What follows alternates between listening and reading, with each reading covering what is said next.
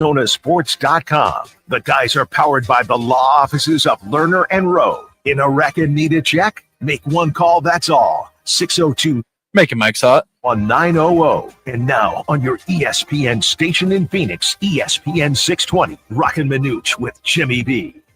Well, 54% of the NCAA tournament brackets have been busted. Are you one of them? I'm not yet. I am. I'm still in. According to ESPN, when we saw Creighton upset Louisville, that blew up the 24 million brackets that they have there at ESPN.com. See, I loved Creighton in that game. They've got some players. The Ashworth kid at guard and Carl Brenner, the 7-foot center. I mean, those guys delivered in this game, and they are extremely well coached with McDermott as their coach. So let's get you caught up for your bracket, because sometimes it's hard to navigate through on whatever platform you go to. But right now, here's what's in the can. You got 4 games that have concluded. We mentioned Creighton over Louisville, 89-75. We also saw Purdue and High Point, closer than you would have thought. High Point gave them somewhat of a game, 75-63. Houston is just now, they finished up. They had no trouble with SIU Edwardsville, 78-40. And then the second game today was Wisconsin over Montana, 85-66. So for my bracket, I'm 3-1. You're 4-0, I'm right? 4-0. Jack's 4-0? 4-0. Okay. You didn't go with Montana, huh? Nope. No, but he did take the covered line. First half. He covered. did take the line cover. So the first game, I got in one of these pools yesterday, these bracket pools, where it's like $25 ahead, and you got a number. You got 2 numbers. Okay. So like I got 0-2 and then 9-5. So I got fortunate. I lost the first game in my bracket, all 3 of my brackets, but I won the money. Because it was 89-75 and I had 9-5. Wow. So I was like, all right, that's not a bad start. Yeah, that's a good way to Did pretty begin. good last night too. Yeah, this is probably the most active I've ever been on DraftKings in years, which isn't good. It's because they always give you those profit boosts and those no sweat bets. I don't know how those work. I don't use any of those. Oh, you got to use them, Rock. Just click that opt-in button. You're good. Wait. So how's it work? Tell me. I'll have to tell you during the break because it can take you about maybe 5 minutes. It'll take Jimmy B maybe 10 minutes to figure out. But basically on DraftKings, they have certain stuff at the top. All you got to do is click opt-in, and you put that on your bet. So a bet that would be plus 500 could be plus 800 or plus 900. You should just, but it's a max bet. So you can only bet like $10 or $20. Depends on what it is. So you should do it automatically when you 100%. On And the all no of them. sweat ones means if you lose, you get your money back and you get to try again in a bonus bet. Really? Bam. Betting 101. Okay, good stuff. All right, we're out here at Twin Peaks Camelback. Thanks to our friends at Bud Light and Neutral. What a place. It's packed. A lot of people. Got some spring breakers here. We're back in the corner watching all the games, the volume. By the way, the game right now, upset alert, McNeese and Clemson. Yeah. McNeese is up 23-8. Will Wade, the head coach there, who has left, and he's heading to North Carolina State.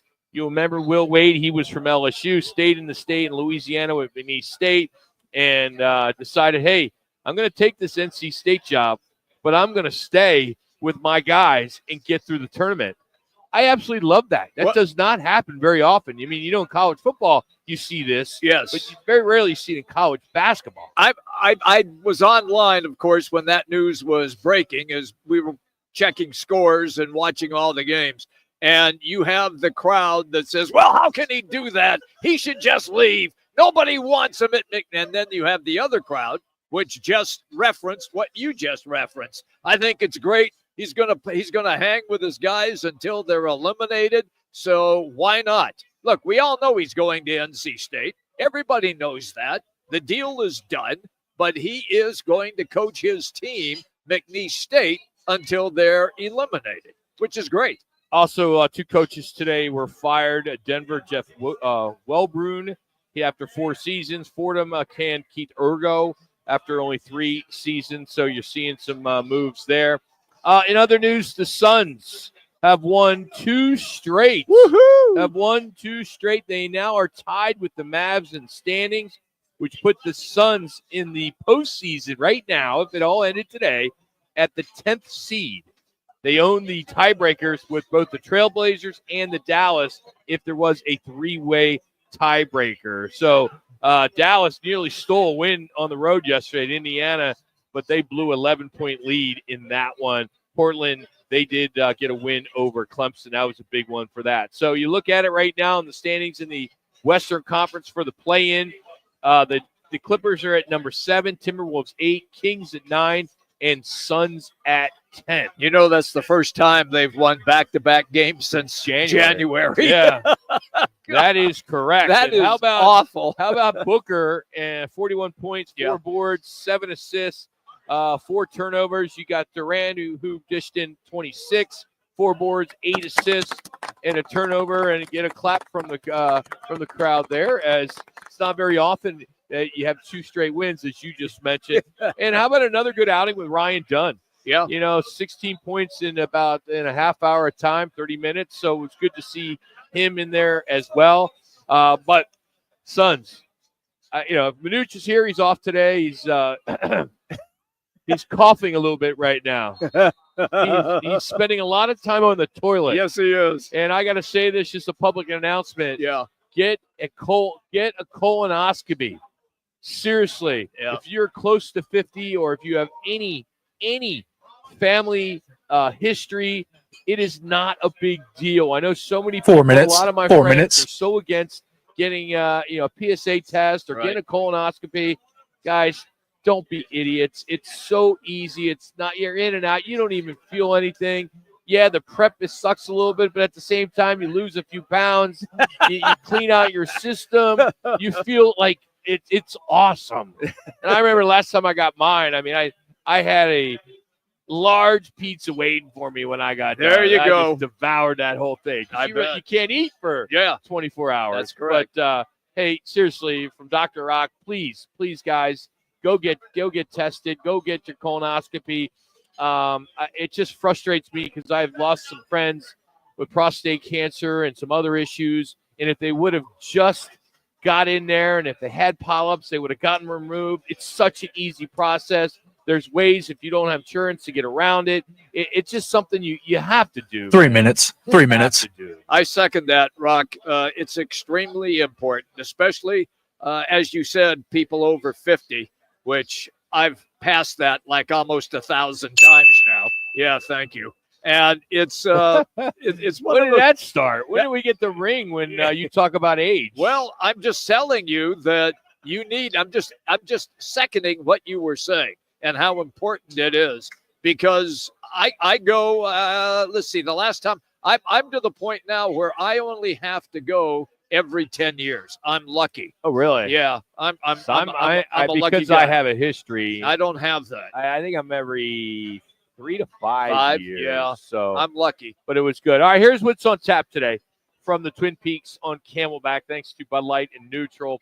We got the sounds coming up. You'll hear last night. We'll take you into the locker room. Some sound from the early games today. Also, 2 minutes. 2 minutes. Ohtani gets a dinger. Starts off the season as the Dodgers had another game last night over in Tokyo. We will go up to Seattle and catch up with one Paul Coro, the color analyst of the Grand Canyon Lopes, as they get ready for their tip-off against Maryland at 1:35 tomorrow. A little bit later, the business side of sports, we'll have Rick Coro joining us. Talk about the Boston Celtics, which sold for $6.1 billion freaking dollars today to a private equity co-founder. So he will join us, kind of discuss that, talk about the dollars and cents when it comes to the NCAA tournament. We also will catch up with Ryan Hansen, the University of Arizona color analyst, as they will take on Akron tomorrow in their first round game. That game is at 4:35. And then we'll always got to talk football on Thursdays at 3:30. Howard Balzer will join us. 1 minute.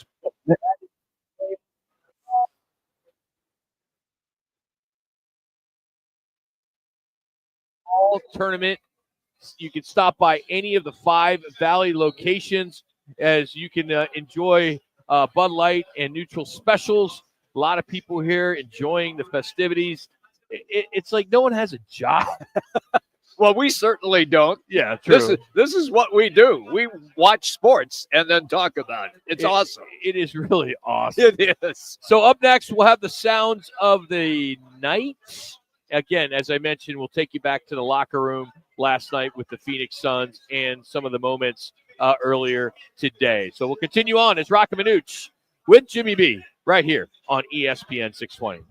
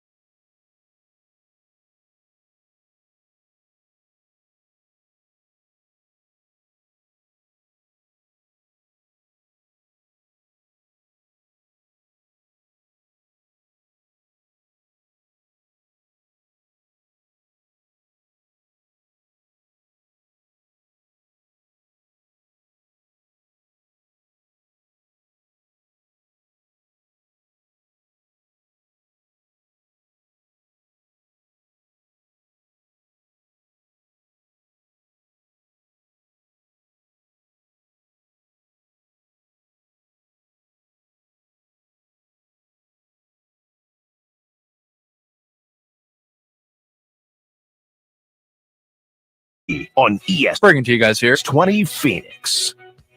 All right, we'll get you started here first. We're going to update you throughout the tournament. Houston wins today, Wisconsin, Purdue, and Creighton. So those are the 4 games that are in the books right now. Update on some of the other games just underway. VCU, BYU, just early on in that one. McNeese is all over Clemson, 31-13. 32 seconds remaining in the first half in that one. Alabama State giving Auburn a run for their money, 41-31 at half in that one. Talk about 55% of the bracket being busted. Imagine if a number 1 seed goes down. If I'm not mistaken, all 4 of us took Florida, right? Yes. Everybody. Yeah. I took Duke, actually. Are you talking about You mean overall? No, just in the first round, right? No, I thought you somebody posted. I didn't see the post. Somebody I said, have- hey, I all have- 4 of you guys took Florida to win it all. No, I have Duke You beating took- Florida. Rock's got Florida. Manuch has Florida. Connor has Florida. Me and Jimmy have Duke. Okay, I wonder what he was talking about. All right. Okay. This guy was from out of state. He sent me a text. Oh, all 4 of you guys took Florida. I'm like, all right, whatever. Nope, not really. Well, Well, if it was on the internet, Rock, it's got to be true. This just wasn't an internet thing. All right, we're supposed to play Devin Booker coming back with the knock on the 3 there, but just so you know, that was what was supposed to come back. But let's get to the locker room. Here's Coach Bud talking about the young role players who brought energy last night. I think just the effort on the offensive boards, guys tipping it out, Ryan really having a mindset to go after every rebound. Oso feels like, he's giving, extra effort. Collins in there, those guys are, they're just bringing a little bit of edge to the offensive glass. And, I think that's helped us a lot. And the turnovers, and Cody, all those guys, their hands, their activity, has been good for us. So let me ask you, Jimmy, are we making too much of a big deal of these 2 wins? Yes. Okay. All right. Yes. Because the real season begins now with all the teams that they are going to face. This little stretch. The stretch, yes. All of the teams that they are going to play are currently all playoff teams. The Bulls are in the play-in in the East right now. Expected them to beat Chicago. Toronto was down 3 players, and you expected them to win that game, not by the 40-point blowout, but you expected them to win. So now it begins. Staying with the tone of young players, here's Devin Booker talking about a couple that have stayed ready all season. I mean, if they were, normal cats, I'd say that. But, those guys are in tune with everything. They're, they love the game of basketball. And, when they weren't in rotation, they were, rightfully so pissed off. And, that's what you want to see, some young, hungry players. It's huge. I like when a veteran player calls out his young players, but in a positive way. It's one thing to call them out when they're messing up, but when they're playing well, it's got to make these guys feel good. Look, Gillespie, Iguodala, and also Dunn getting quality minutes with this team. And the interesting part about it, Rock, is when the game is close, Budenholzer, the coach, is still leaving those young players on the court because he likes what he sees from offense and defense. All right, here's more sound as we do our sounds tonight. All this sound is brought to you by 98.7 Arizona Sports. Here's Coach Bud talking about this special second half by Devin Booker. He, was very special. Third quarter, made some big shots, big plays in the fourth quarter, got going, did a little bit of everything. The bigs screening for him, the bigs, kind of just getting him to his spots. Special third quarter, special second half by Book. For me, Devin Booker is the guy who is going to carry this team. And look, we all get it that Kevin Durant's still a baller, even in his mid to later 30s, and can get his shot at almost any time. But for the Suns to have a successful run, it is Devin Booker who is going to have to be the catalyst. Look, you can go out and you can say, all right, KD, go get me 25 to 29, and he'll do that. If Booker is not scoring 25 to 35, the Suns are probably going to lose for the most part. So it is incumbent upon Devin Booker to be that guy down the stretch. What was the number before the season started? We had collectively had a discussion about the Suns' big three and the number that they had to hit collectively to win games. It was 75. 75. Okay. So far, that has been blown out the window, obviously. Beal and all of his injury issues that he has had. I would love to see if there's a stat. We can go back to the games and see when they hit that. See how many times they did hit it together. It doesn't seem like they're all in there much anyway. But when they are in there, or at least all three playing in the game, if they have ever, I know they have, but how many times they hit the 75? We need to get AI on that. All right, here's Devin Booker on what he feels went right in that second half last night. I would say just making shots, just playing in the flow, and trying to find easy looks. I think we had a great first half on the defense end and, missed a lot of easy ones and, let up a little bit in the second half, but we turned it back on. You know why he got easy looks? Ball movement. And he didn't have to have the ball in his hands all the time once again, so he could run to open spots, and whoever had the basketball could give him that pass and let him make that shot. That was the difference in last night.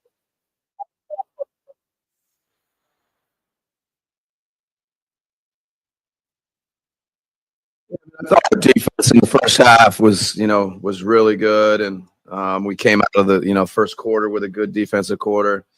The fourth quarter, just we got to be tighter, we got to be better, to keep that 17-point lead or 18, whatever it was. 5 minutes. 5 minutes. A lot of good defense, and then just the fourth quarter, we weren't as tight as we need to be. But I think there's some things both ends. Hopefully, we can build off and going into tomorrow, a little bit of work and play on Friday.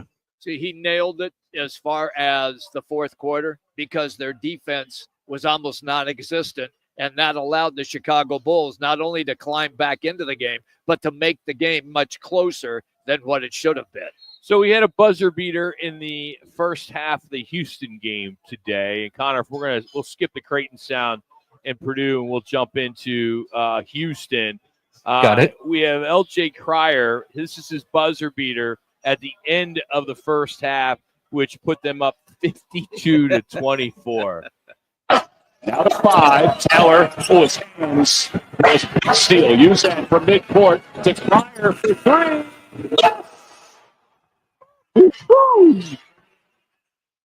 I so wish that was an end of the game. That would have been beater. good, yes. I bet on DraftKings. I did. I did it. I gotta pull this. You up got to pull it up. Can I just say while you're looking for that so far NIL has not hit Edwardsville yet. Say it again. Edwardsville, who they played. Yeah. NIL has not been proficient yet there. Yeah, they'll get there. I know. So I got in these bets where any buzzer beater on day 2, round 1. Okay. So buzzer beater is a valid field goal made to give a team the lead as time expires. I bet on that. I bet on day 1, round 1. I bet on any buzzer beater first round of the tournament. 3 minutes. Jack, 3 minutes. Plus 300. I mean, how do you not throw a flyer on that for $10-20? Pretty good odds. You get lucky on that. Real quick, one baseball sound, and we'll wrap up our sounds of the night. As Shohei Ohtani hits a solo home run last night, the fan actually put his hand out to catch the ball, but you'll hear the umpire review and what the call was after it happened. And here comes Shohei. All the thumbs out, trying to get their own perspective captured right here. Absolute tank, right center field. It is off the wall. To second goes Ohtani. To home goes Ohtani. It was a home run. And the question is, without the fans, would have it been a home run? On the field stands. Home run. Yeah, like I said, an absolute tank. He's moonwalking there. The announcer. way 2 over minutes. the- 2 way over minutes. the top. First he didn't think it was a home run. Right. It was a double, right? Yeah. Then he's like, oh, he tanked that. Come on. How many times have you done that, in all your days where you can't see it sometimes, right? That and is- then you call something. Yes. And then you got to retract Retract it. immediately. Yes, that is correct. You have to do that. And look, I don't know why he went back to after it was officially ruled a home run, and then he referenced again it was tanked. No, it wasn't. It was right at the wall, and the fan interfered with it, but the official review said that it was higher than the wall, thus home run. Hey, our sounds from the night are brought to you by Lerner Row, and the Lerner Row Gives Back 12th Annual Golf Tournament. It's at McCormick Ranch. It's on Friday, April 25th. They have raised over $1 million each of the last 2 years, hoping to hit that number again. This year, they got some good, really big presenting sponsors in Collision Chiropractic, Pro Performance, Stamp Medical, and ChiroFit, and then Collision Experts. So if you want to play or donate, just head to LernerRowGivesBack.com. Grand Canyon's starting to get some buzz Mm-hmm. because they've been there before. Maryland's a pretty good team. We all know that. They're Number really 4 good. seed. Yeah. And if you watch Sports Center with Scott Van Pelt, it's all about 30 seconds. Terrapins. 30 right? seconds. It's all he's talking about. But I guess if I was in his seat in the audience he has, I'd be pounding on my team as well. Rock, the ESPN suit moved him to Maryland, and his studio is right around the corner from the campus. It's awesome. Yeah. Lopes are 10.5-point underdog as of this morning to take on Maryland tomorrow. Can they upset the Terrapins? We're going to go. You guys are clear to toss. We're going to catch up to GCU radio color analyst Paul Coro. That's next. But first, here's Jax with a local Phoenix ESPN 620 Sports Center. This is Roc and Manuch with Jimmy B from Twin Peaks Camelback.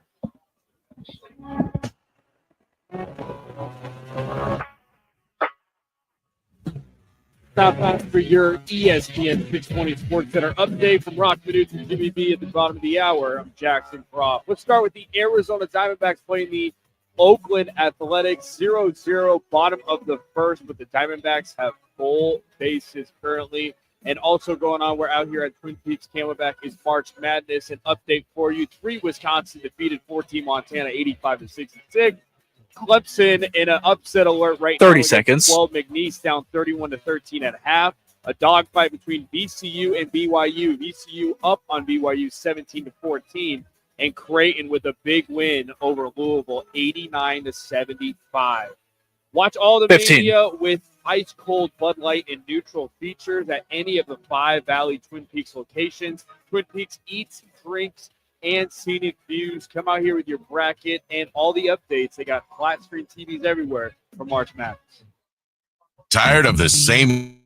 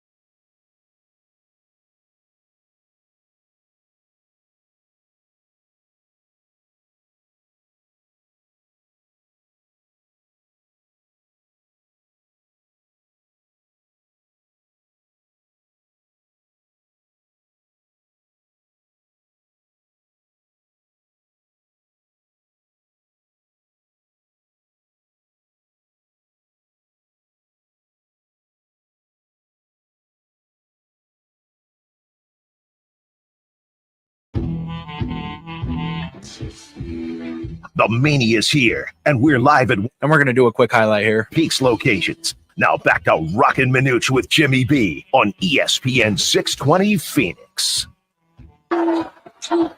Utah Valley's had their opportunities on the offensive end, haven't been able to get it done. Great Foster. Up, making Mike's hot. Kinds of contact. They're going to need a big game from him, that being TGF, as he's a big player, as Grand Canyon is creating a lot of buzz this year, marking their third consecutive NCAA tournament trip. But what a draw. Number 4, Maryland Lopes, 26-7 on the year. The Maryland Terrapins, 25-8.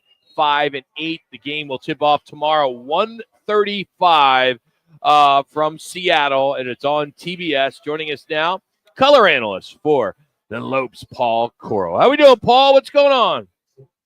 Good at Climate Pledge Arena right now. GCU just wrapped up some court time and shooting around mostly the press interviews, and then they're going to head over to UW to have a private practice. So let me ask you: this is 3 years in a row. You've been with the school for basically seems like their inception, Paul. When it comes to differences, can you tell if there's any difference this year opposed to the last 2 years as they prepare? Yeah, I think this year is the starkest difference because this is a team that's all done it before. You know, you got 4 starters back from the team that went to the second round last year, and Jacoby Cole's the new starter in that group. He's going to his 4th NCAA tournament. So you have a lot of guys that have been here, done this. You know, the wide-eyed, the overwhelming feeling, the giddiness, the excitement.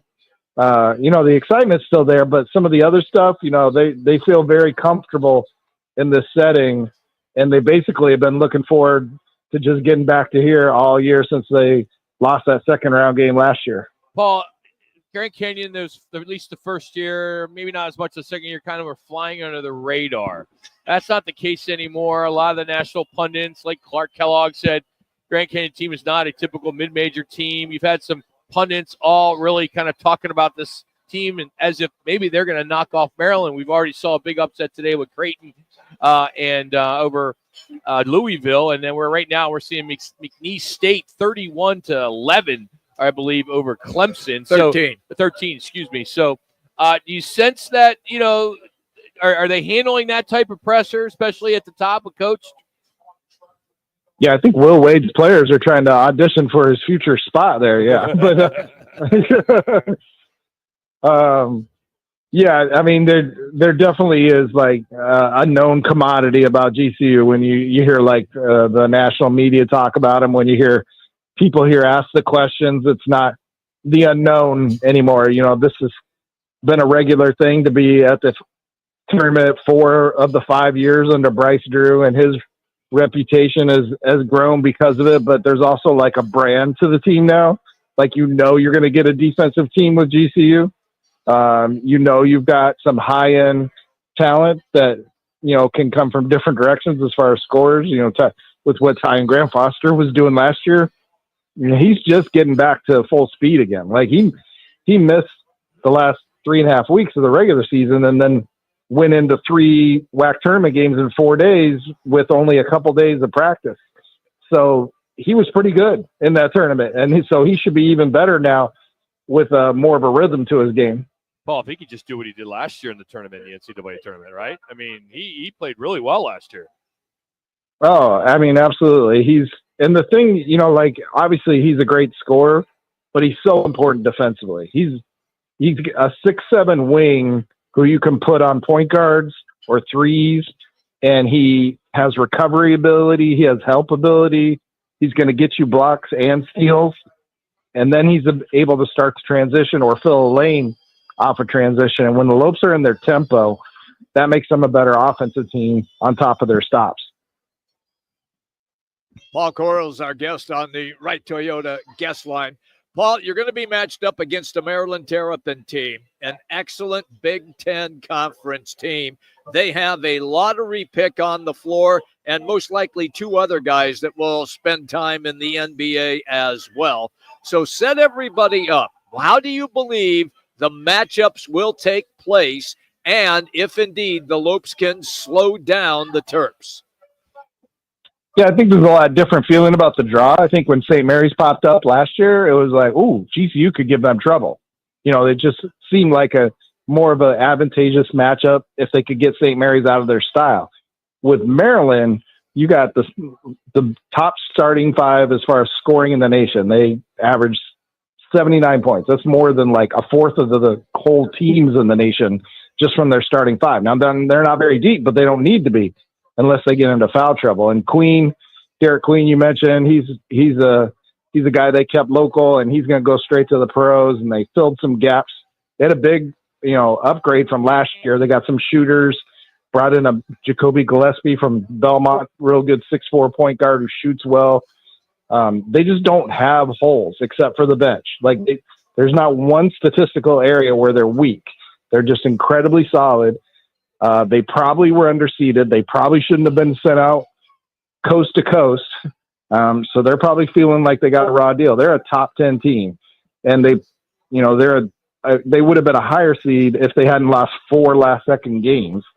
That's how close they are to being like a 2 seed in this tournament. So, a little bit of turmoil going around the Maryland program. The AD's talking about leaving. The head coach doesn't have his contract locked up yet. So they got a little bit of distraction going around the program right now. But that starting five has a great nickname too. The Crab Five. Yeah. What a nickname. Yeah. 4 minutes. Paul, my last one, fill in the blank. The Lopes need to do what to beat Maryland? Take care of the ball. Okay. And that's the thing they've been really good at these last 2 games. They had 8 turnovers in each of the last 2 games because Maryland doesn't make turnovers. So they're not going to help you out a lot in that department. But, their 3-point shooting has come and gone. They've certainly limited their attempts because they're a much better team about getting feet in the paint and playing with tempo and getting inside. But they need to have more shots than the other team between, turnovers and crashing the glass. For the thing that I want to see in that game is I want to see, can they keep Queen from just going off and slow him down a little bit? And I know that that's a big task. The other thing that I think could help them is if they could, because you already referenced they have a thin bench, is if they could get a couple of those star players in some foul trouble. Because you know as well as I do, if that happens, 3 minutes. that 3 changes minutes. the entire dynamic of the game. And so those are a couple of things that I want to see, Paul. Yeah, and you look at the Lopes team and what their strength has been the last 2 years. They've been, top 5, top 6 in free throws in the nation the last 2 years because of downhill guys like Tyon Grant Foster and what Jacoby Coles can do in the paint and the block this year, and Colin Moore and Mekhi Williams and their speed. So they're a team that can put some pressure on the team just if they're playing in the open floor and attacking into the paint. They're going to force Maryland to make a business decision, because 2 minutes. Trace Drew is one of those guys who doesn't mind playing guys with 2 fouls, but most coaches aren't like that. Yeah, no, I agree. Hey, before we let you go ahead and give a shout out to the ladies in the tournament and what Molly Miller has done there. It's sensational. Yeah, well, first off, NCAA did no favors to GCU. Overlapping game times, 1 hour apart. Yeah. The GCU women start at 12:30 at Baylor on Friday, and this is going to be 1:30 in Seattle. So, but yeah, regardless of how that ends, obviously, they're playing at Baylor, and the women's at site base, so really tough. It's going to be a full house there and a very big Baylor team, but they forgot how to lose. They haven't lost since they lost to Oregon in early November, so they're going to go in there really confident, and it's a senior-laden team that is very balanced, and they're going to give Baylor, some defensive pressure, and that'll be the key for how they can handle what the Lopes bring to try to get some. 1 minute. He's Paul Coro, GCU radio color analyst. Hey, Paul, let's hope that we get to do this again on Monday as well. So thank you so much for jumping on with us on the road, man. We appreciate you. Yeah, if we're talking about on a live team Monday, then you really got a story. Yes, Yeah, we do. absolutely. That Yep. would be something. That's Paul Coro. If I'm on Twitter during the entire tournament, at Paul Coro, of course, GCU men and women in the tournament. Well, coming up, Netflix announces their new season of The Quarterback. Are we going to see Kyler Murray? We'll tell you next. Plus, the NFL owners are looking to change the playoff format. Listen to Roc and Manuch with Jimmy B now on ESPN 620 and on FM at 98.7 HD2.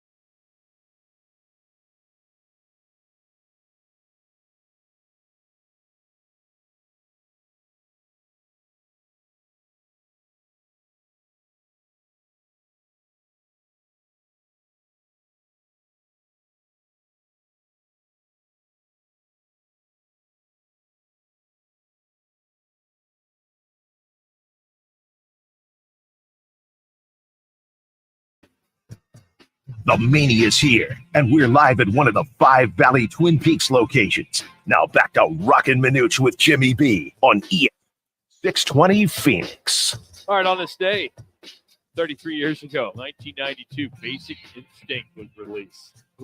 Starring Michael Douglas and the beautiful Sharon Stone. One of the greatest scenes of all time in cinema history. On this day, brought to you by G2G Protein Bars. You can find them in the refrigerator section at Costco and online at G2GBar.com. Right now, free shipping on all orders over $50.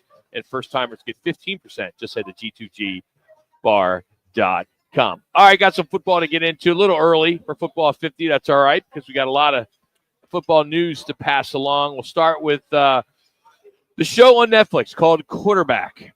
And the 3 quarterbacks this year will be, drum roll, it'll be Jared Goff, Kirk Cousins, and Joe Burrow. You teased everybody by, is Kyler Murray going to be? No, he is not going to be it. But as far as I'm concerned, the 3 guys that they have there, well, okay. Why would you bring Kirk Cousins back? I was just going to say, let me rephrase. because it would have been really interesting if he was the starter, but he's not the starter. So how are they going to frame that? This is from last season. So those are the guys from last season. Yeah, it goes back a year, and that was in 2023. This was before they picked him, anticipating that he was going to be the starter. Yeah. Okay. Connor? Yeah, I was about to piggyback off of what Jax was saying there. They're going to go back a little bit. So I think it does kind of peel back the curtain on what Kirk Cousins' kind of process was like and how everything was in his perspective. I don't know. I suppose. Look, I think he's a rich guy. He's a really rich guy. Oh, they all are. But I think the Kirk Cousins story in the first year of this was so big, and how relatable he was, and the relationships he's had, and what he has overcome, and he got into his shopping habits and things like that. I think he was the star. So why not bring him? Why not bring him back? Bring him back, and maybe it's 40% Joe Burrow, 40% Jared Goff, and 20% Kirk Cousins. We'll see how this is, but these shows are so well done. They're produced by Peyton Manning's Omaha Productions and Mahomes 2 p.m. Productions and NFL Films. You have all three of them collaborating. If you remember last fall, Omaha Productions produced The Receiver for Netflix. That was a pretty good program, and that did 7.5 million views. Wow. Quarterback did 12.7 million in the first year. All right, NFL owners are considering a proposal to modify the league's playoff seeding system, which would allow wild card teams with a better record to be seated ahead of the division winner. This was proposed by the Lions, who felt that by shifting in the playoff seeding structure to the ranked teams, and this allows them that with this current method, it gives the top 4 seeds the division winners before the wild card. So this proposal, because if you look at them last year, they were number 5 seed. They had lost the regular season finale with the Vikings. That move, however, would have radically changed who gets a playoff home game. There's obviously a lot of business to this and all, but I think that, this proposal has been brought up before. The Chargers brought it up about a year ago. I could care less. I mean, I'm glad they just have a wild card. I love the wild card format.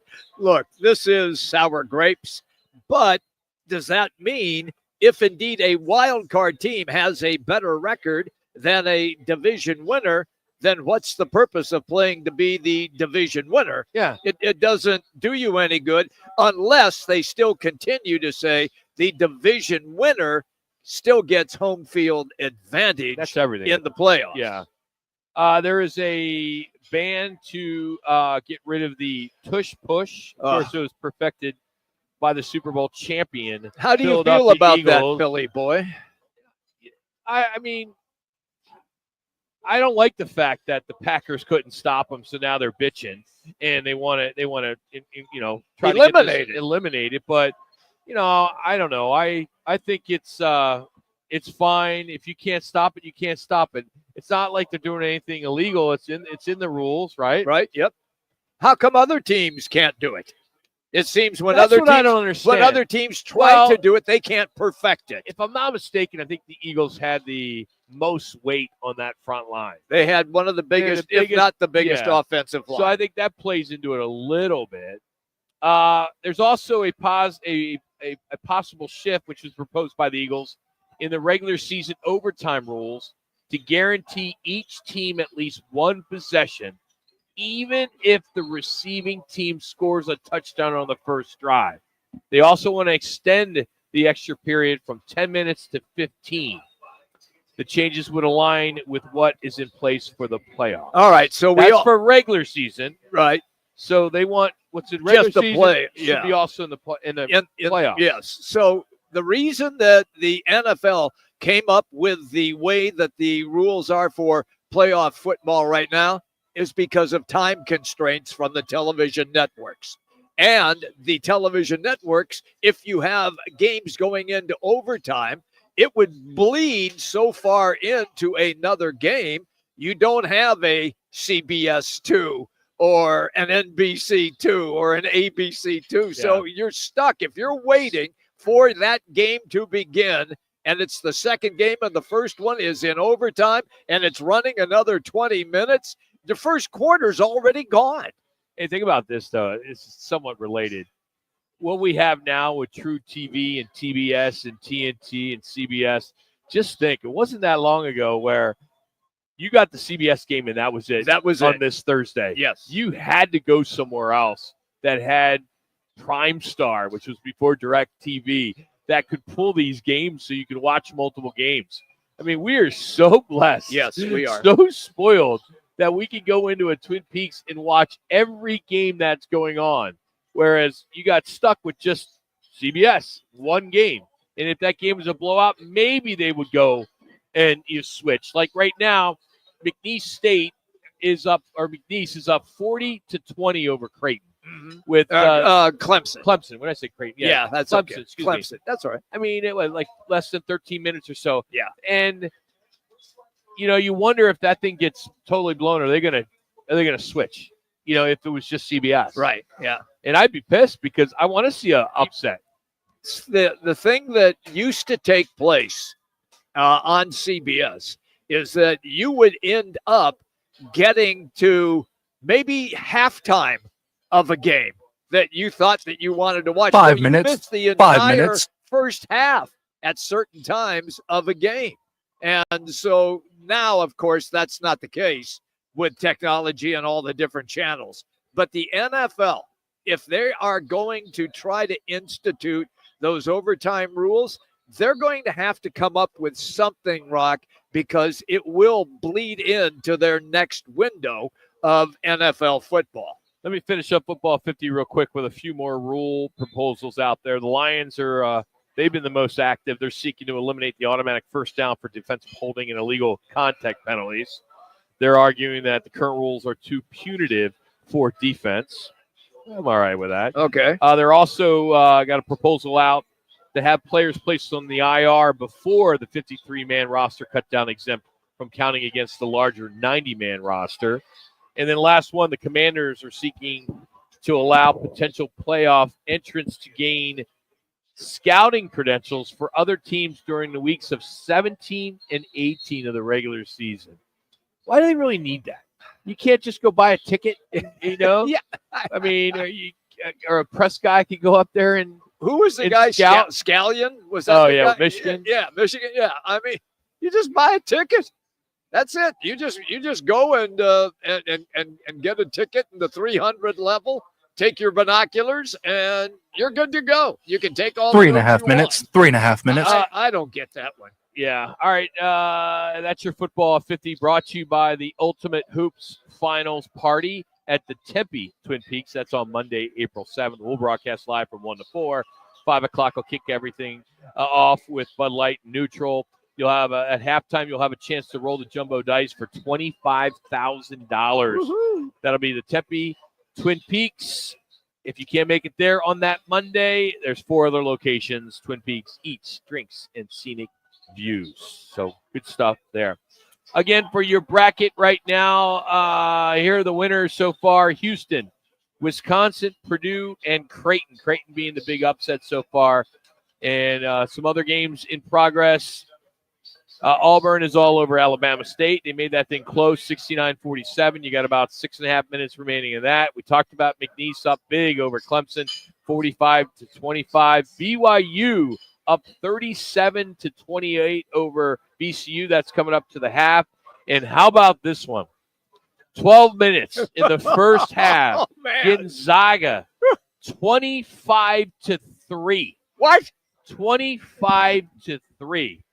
Gonzaga, they're shooting 10 of 12 from the field, 83.3%. Three-pointers, 100%, 4-4. And for Georgia, 9% from the field. That's amazing. 0 from three-pointers. The Zags and that's how you get 27-3. That's it. The Zags are dangerous. They are. They really started to play better late in the season. So if they advance, Yeah. it sucks that second round they got Houston. Yes. They You do. get Houston that early Yeah. in that Midwest region. Oh, man. And how about them? If they can knock off Houston, Oh, I don't care about my bracket, right? Yeah. We can't win the money, and I filled out 3. I did an ESPN Minute 30. bracket, Minute and 30. then I did, which I had to pay some money, but then R2. I would rather just see upsets.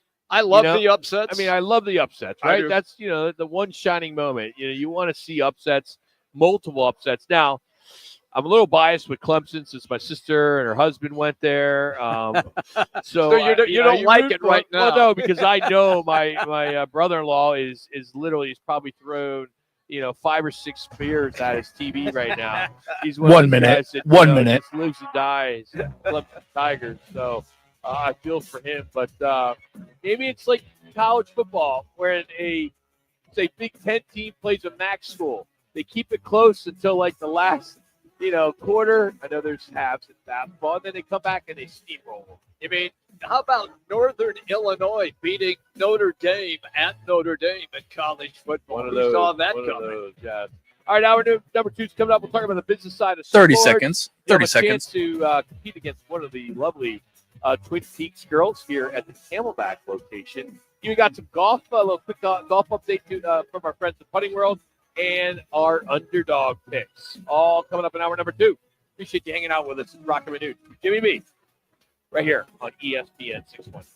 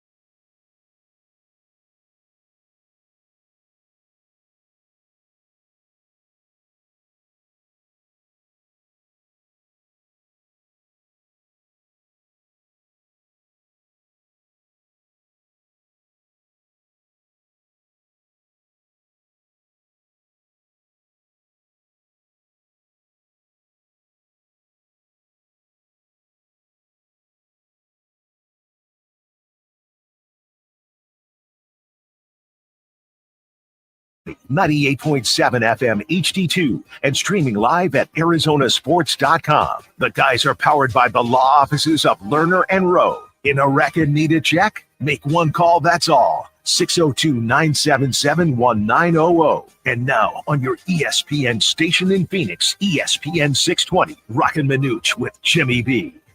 Out here at Twin Peaks, Camelback. We've been here all week. Yesterday it was Glendale. Before that it was Tempe. We'll still make our way to Deer Valley and Scottsdale. We will be on the Monday the 7th at the Tempe location. Got a big party going on there.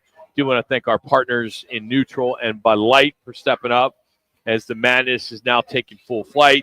The round of 64 games all got underway this morning with Creighton upsetting Louisville. It's interesting when you look at how the transfer portal in men's college basketball has changed the sport.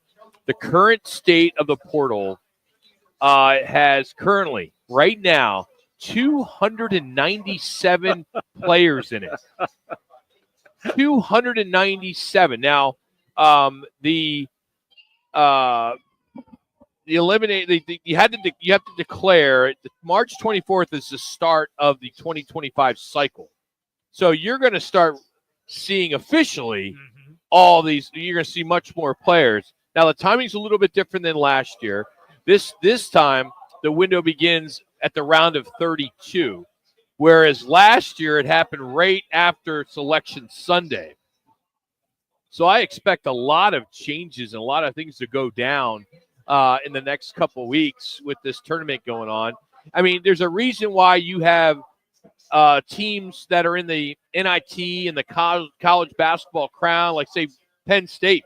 They decided we're not going to play. We're not going to play. They're turning down these postseason opportunities, not to mention, they cost money too. They do. And that's a big deal. And that's why you hear that. And who wants to go to a secondary tournament, a postseason tournament? But, the Lions were, they're one of those programs that said, hey, we're not going to go.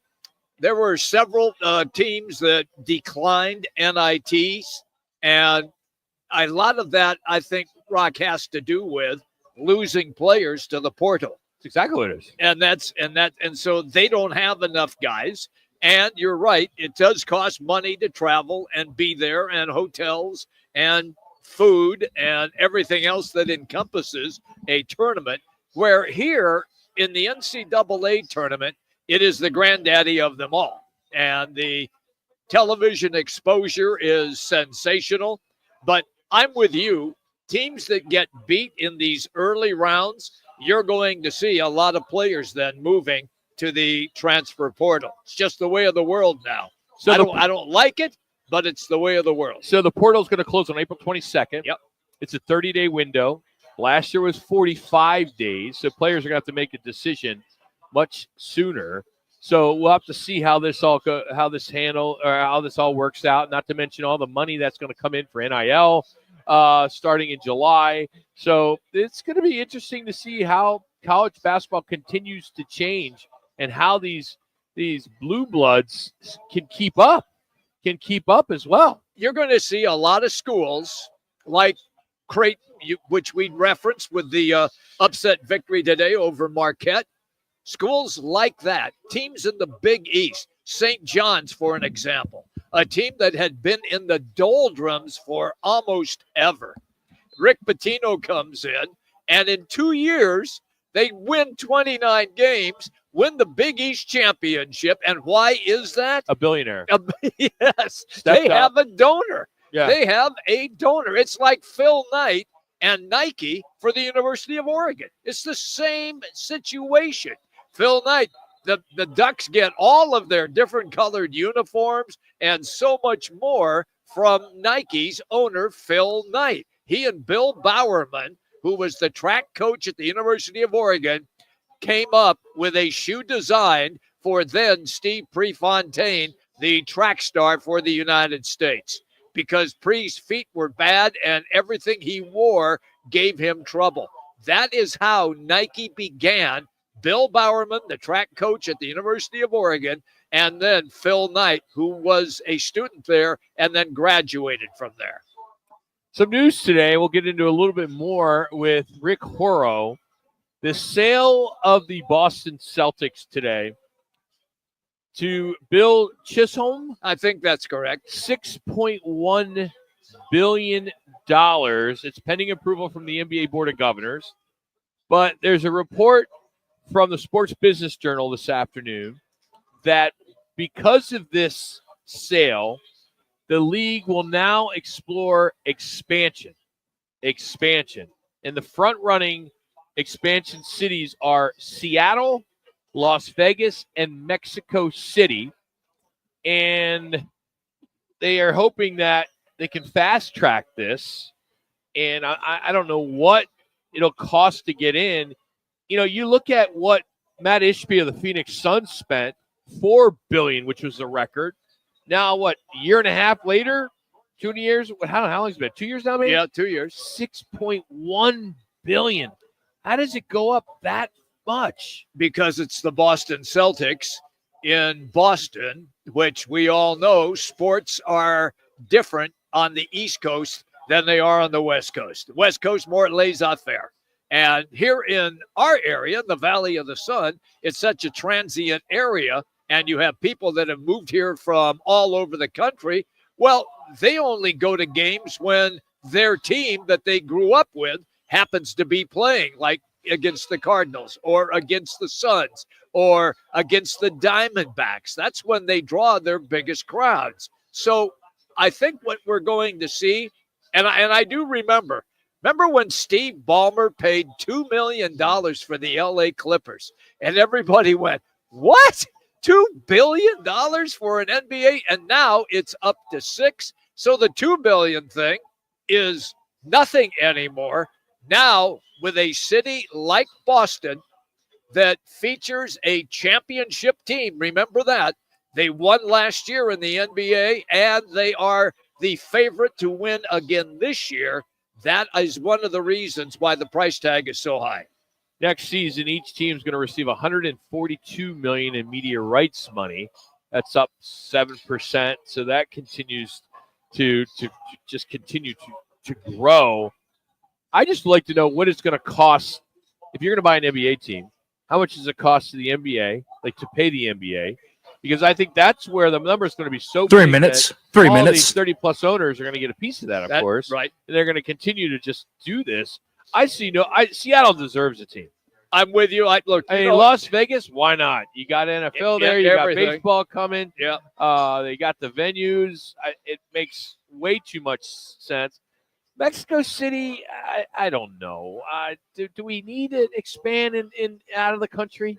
No. Does it really matter? I mean, no. Aren't there more issues when you have that? I mean, not that there's any issues with Canada when teams got to go over there, but I know they have issues when it comes to the to money, you know, and payroll and everything else when it comes to the difference in the dollar and the whatever over there. Right. The peso. No, I'm talking Canada. The Canadian money? Oh, yes. So one of the things that I find interesting, and I do not want to see an NBA team in Mexico, and it's got nothing to do with 2 minutes. Or, 2 minutes. or anything like that. I just think that it would be a lost franchise. In other words, they wouldn't get any pub whatsoever because they're so far removed from the United States. Toronto is right across the border, and they're in one of the greatest cities in the country, one of the most multicultural cities on the planet, a spectacular city to go to, and they really do support that team. And Manuch and Roc, they did win an NBA championship. So they have pedigree established in Toronto.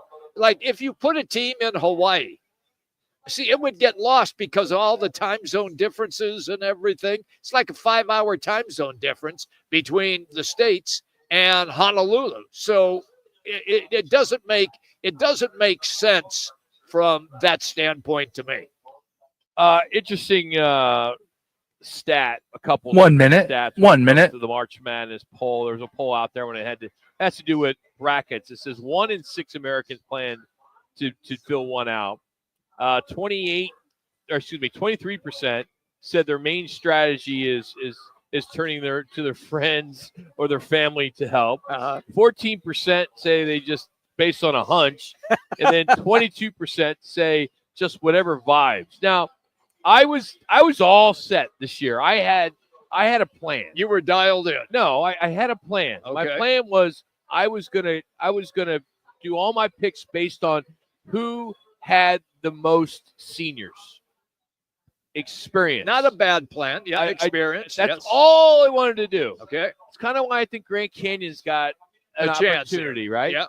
I just didn't get to that, and I went on AI. Clear to wrap. Clear to wrap. You didn't get to that. That was your plan. I didn't get to it. I just didn't get to it, so I just filled out, and I got all chalk.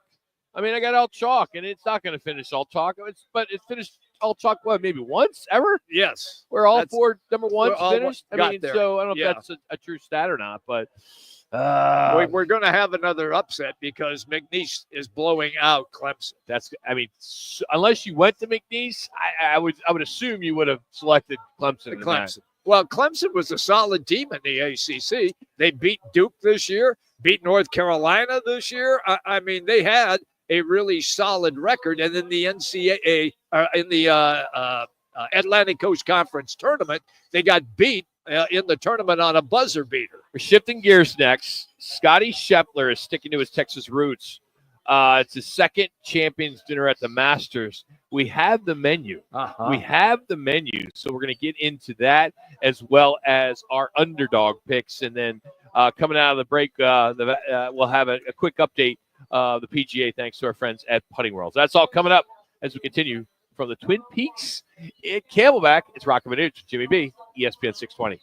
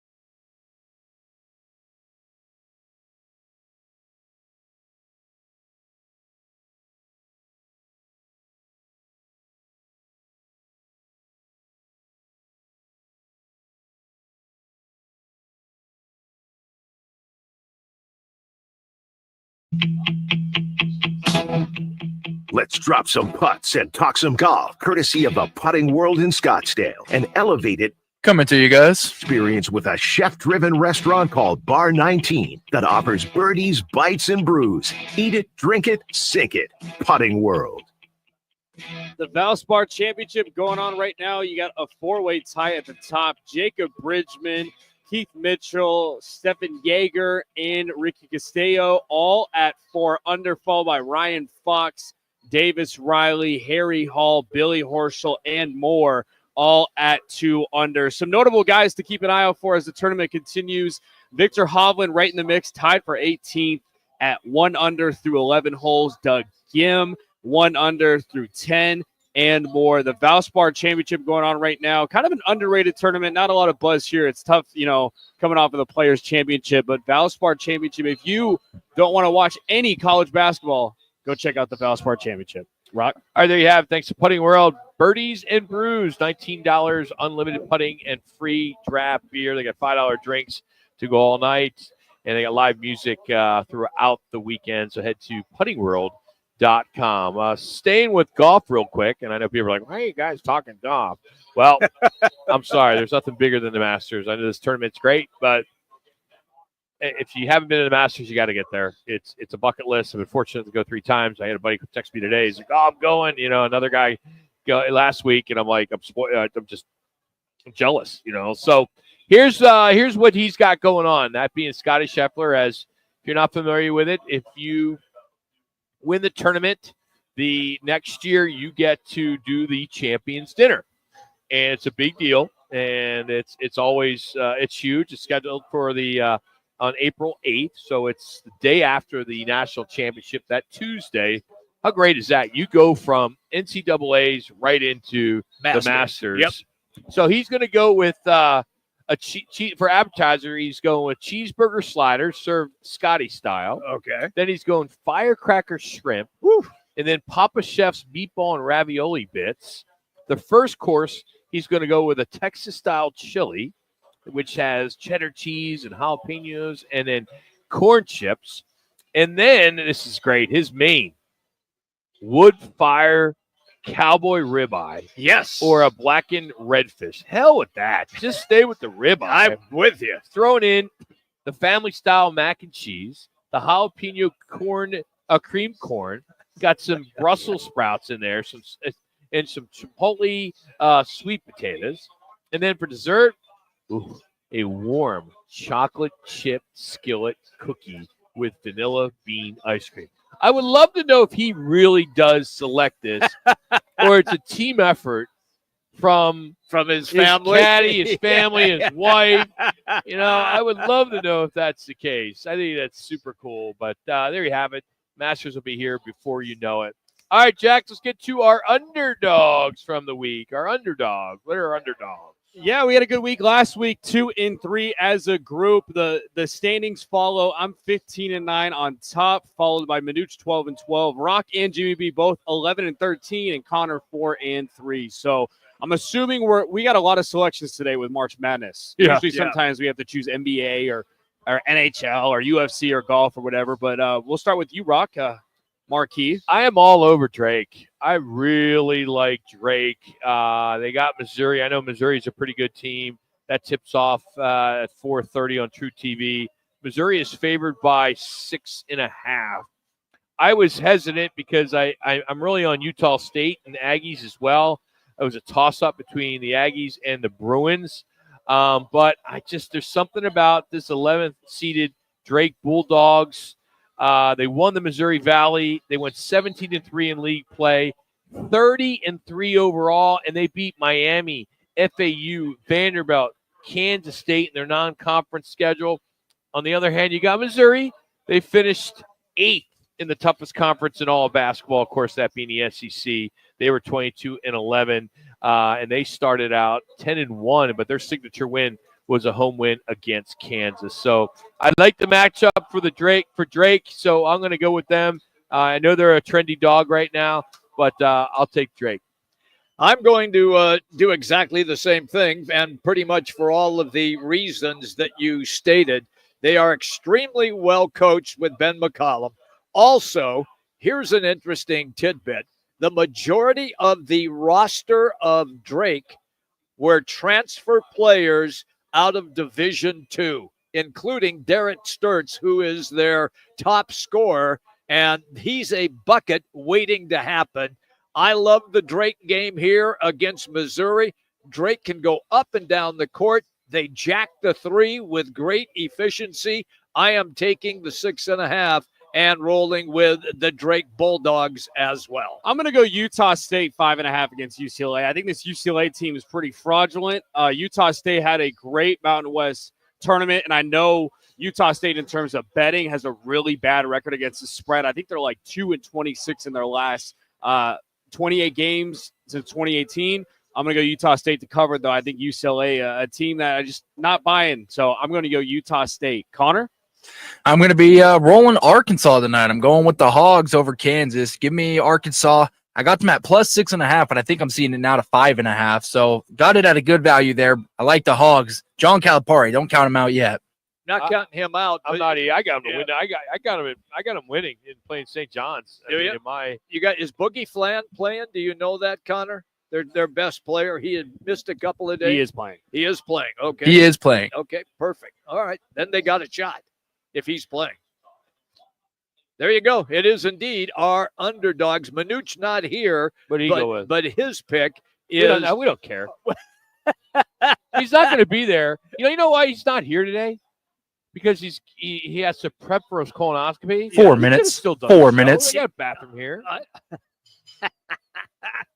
I can see Manuch here on the show for 2 seconds. I gotta go. It's not that bad. It's like, come on.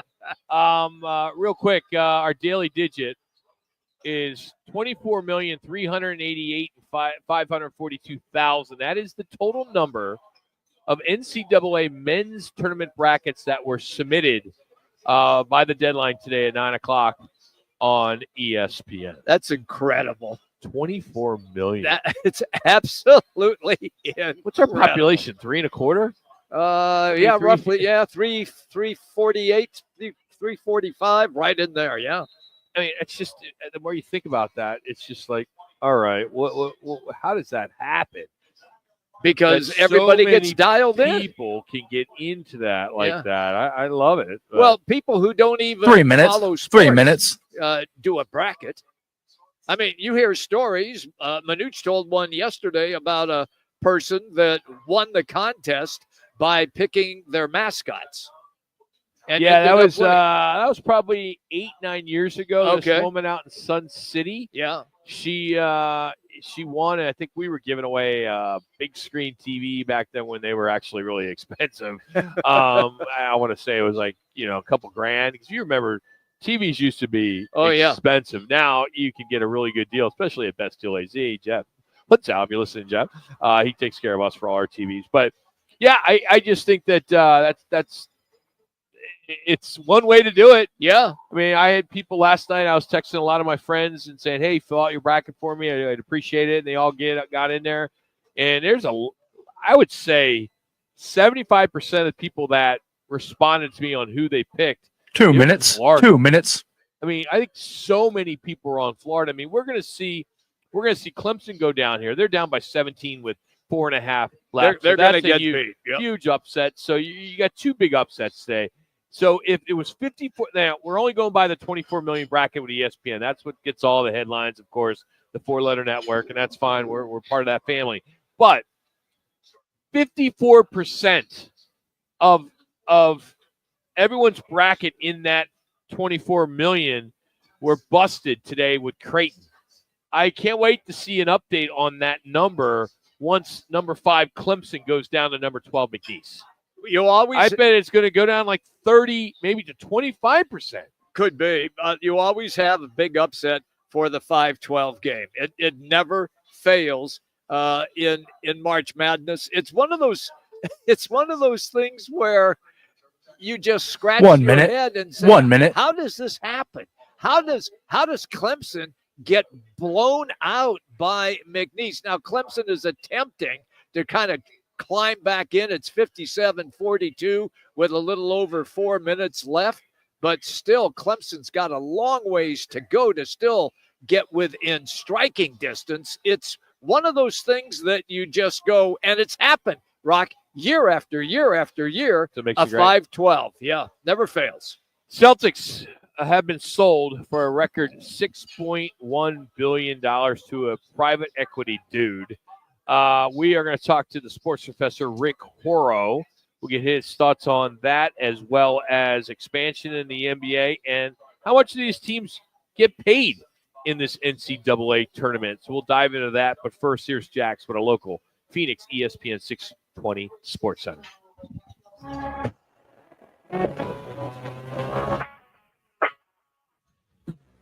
Now time for your Rock and Manuch with Jimmy B's bottom of the hour ESPN 620 Sports Center update. I'm Jackson Groff. We start in the Diamondbacks athletics game, top of the fifth inning. The Diamondbacks are up 7-1 thanks to Pavin Smith, who's having a heck of a day.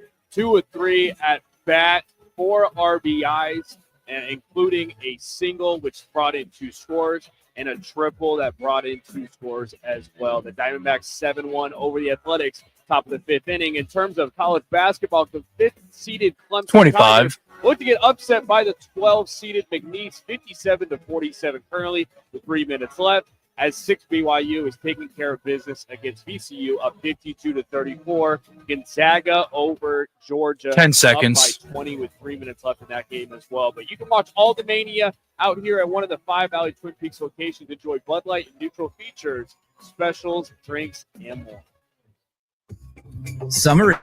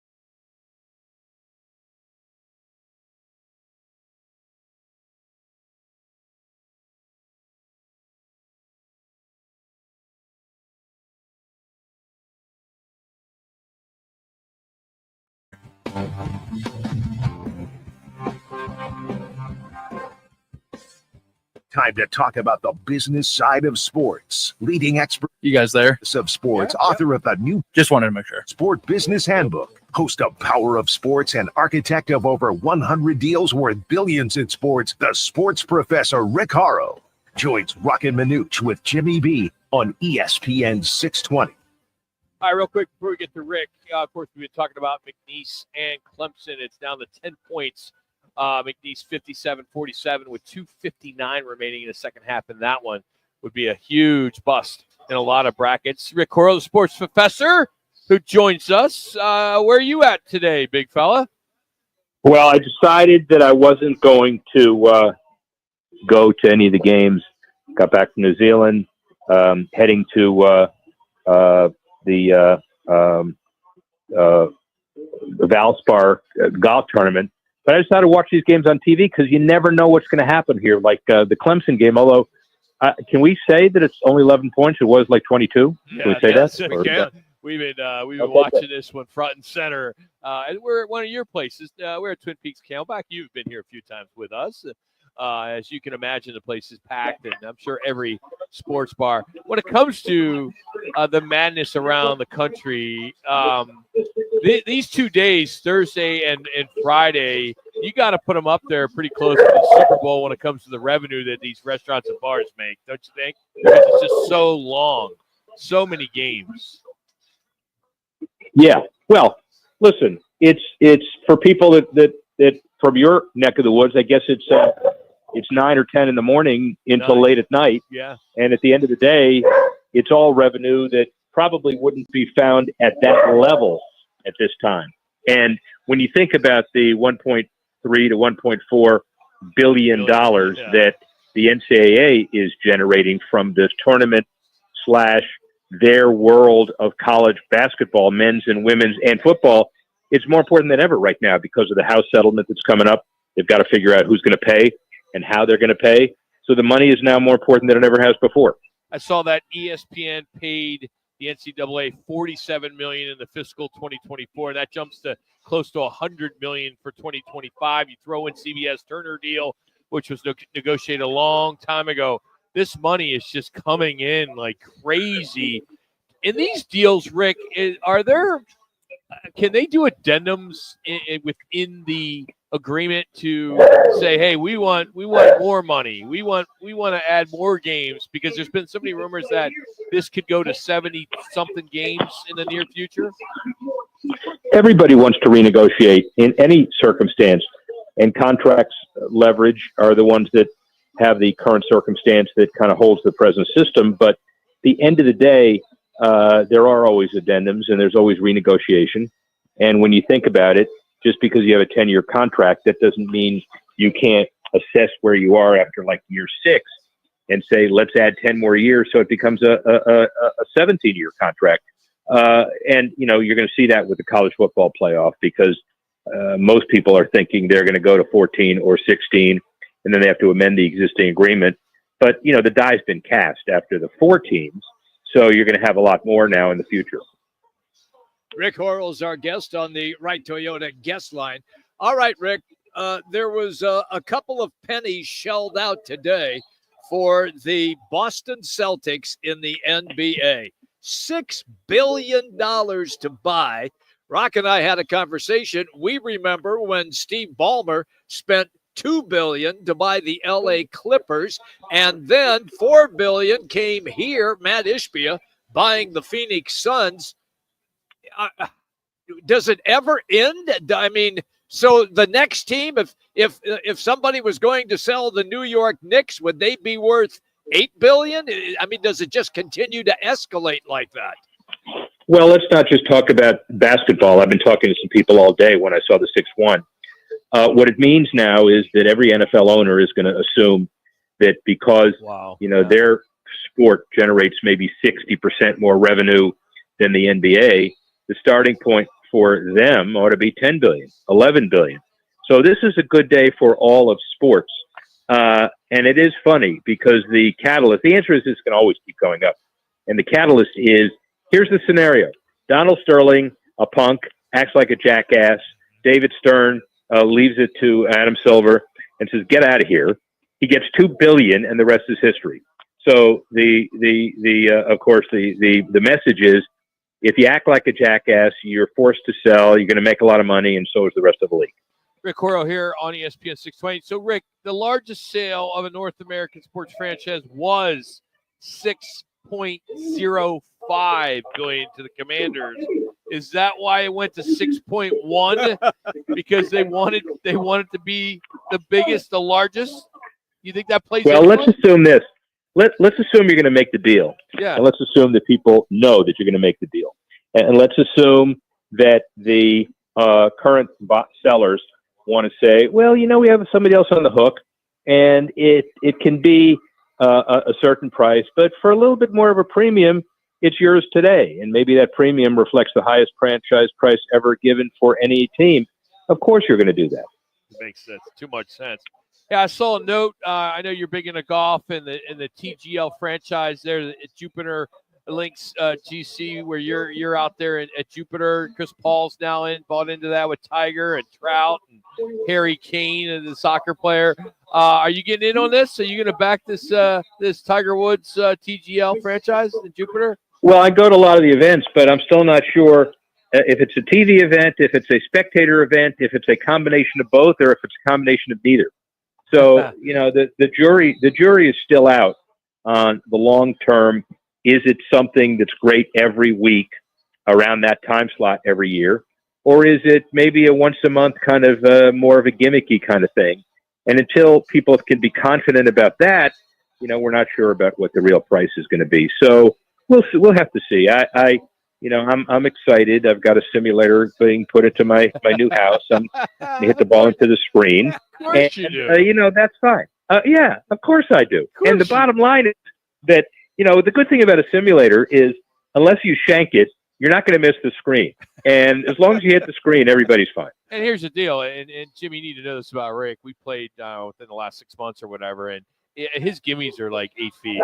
So this simulator is great because it'll never go out of bounds. It'll always be in play, just like the way you play, right, Rick? I mean, you're and the most there's a golf. button on the simulator, and it's going to be called my pick it up button. Yeah. Everything within 7.5 feet. Good. Hey, I want to ask you too in regards to the NHL. The new CBA negotiations begin on April 1st. Do you see any challenges? Because it seems like 3 minutes. Right now, 3 minutes. In a pretty good place right now, especially after the Four Nations face-off. Four Nations major franchises like Utah. Sorry, Phoenix. Franchises like Utah looking good. Thanks. There's always an opportunity to do more. But the bigger issue, by the way, is that Gary Bettman and Marty Walsh are really good friends, collaborators. Marty Walsh, the head of the union, as you know, was the mayor of Boston. He was a secretary of labor, and he wants to make deals. So I think everything is lined up for a really good deal as far as the NHL is concerned. How would you rate Gary Bettman? I know that he got an awful lot of bad raps from fans and even some former owners and even owners today. To be honest with you, with everything that he has had to deal with, and he did everything he possibly could do, Rick, to keep the Coyotes in Phoenix until he was absolutely forced to let them go in a sale. How would you rate him then as a commissioner? Wonderful. Longest-standing commissioner, has the confidence of every owner in the NHL, therefore has some amazing leverage. Bill Daley is his right-hand guy that basically crosses all the T's and dots all the I's. And he is a marvelous tribute to hockey. And he's also a good friend. He's a book contributor. Minute and a half. Commissioner in the game. Rick, I know your dog's name is Duke, so I'm assuming you took Duke to win it all. Of course. Yeah. Of course. All right. Yeah. And I'm going to get another dog, and he's going to be Irish. I'm going to name him McNeese. What do you think of that? Well, is it McNeese or McNeese? How's the correct pronunciation? It's like a Big Mac. Don't start. I know where I think you're going, and we're not going there. So 1 minute. Oh, we love you, Rick. Enjoy the madness, buddy. Thanks for making some time with us today.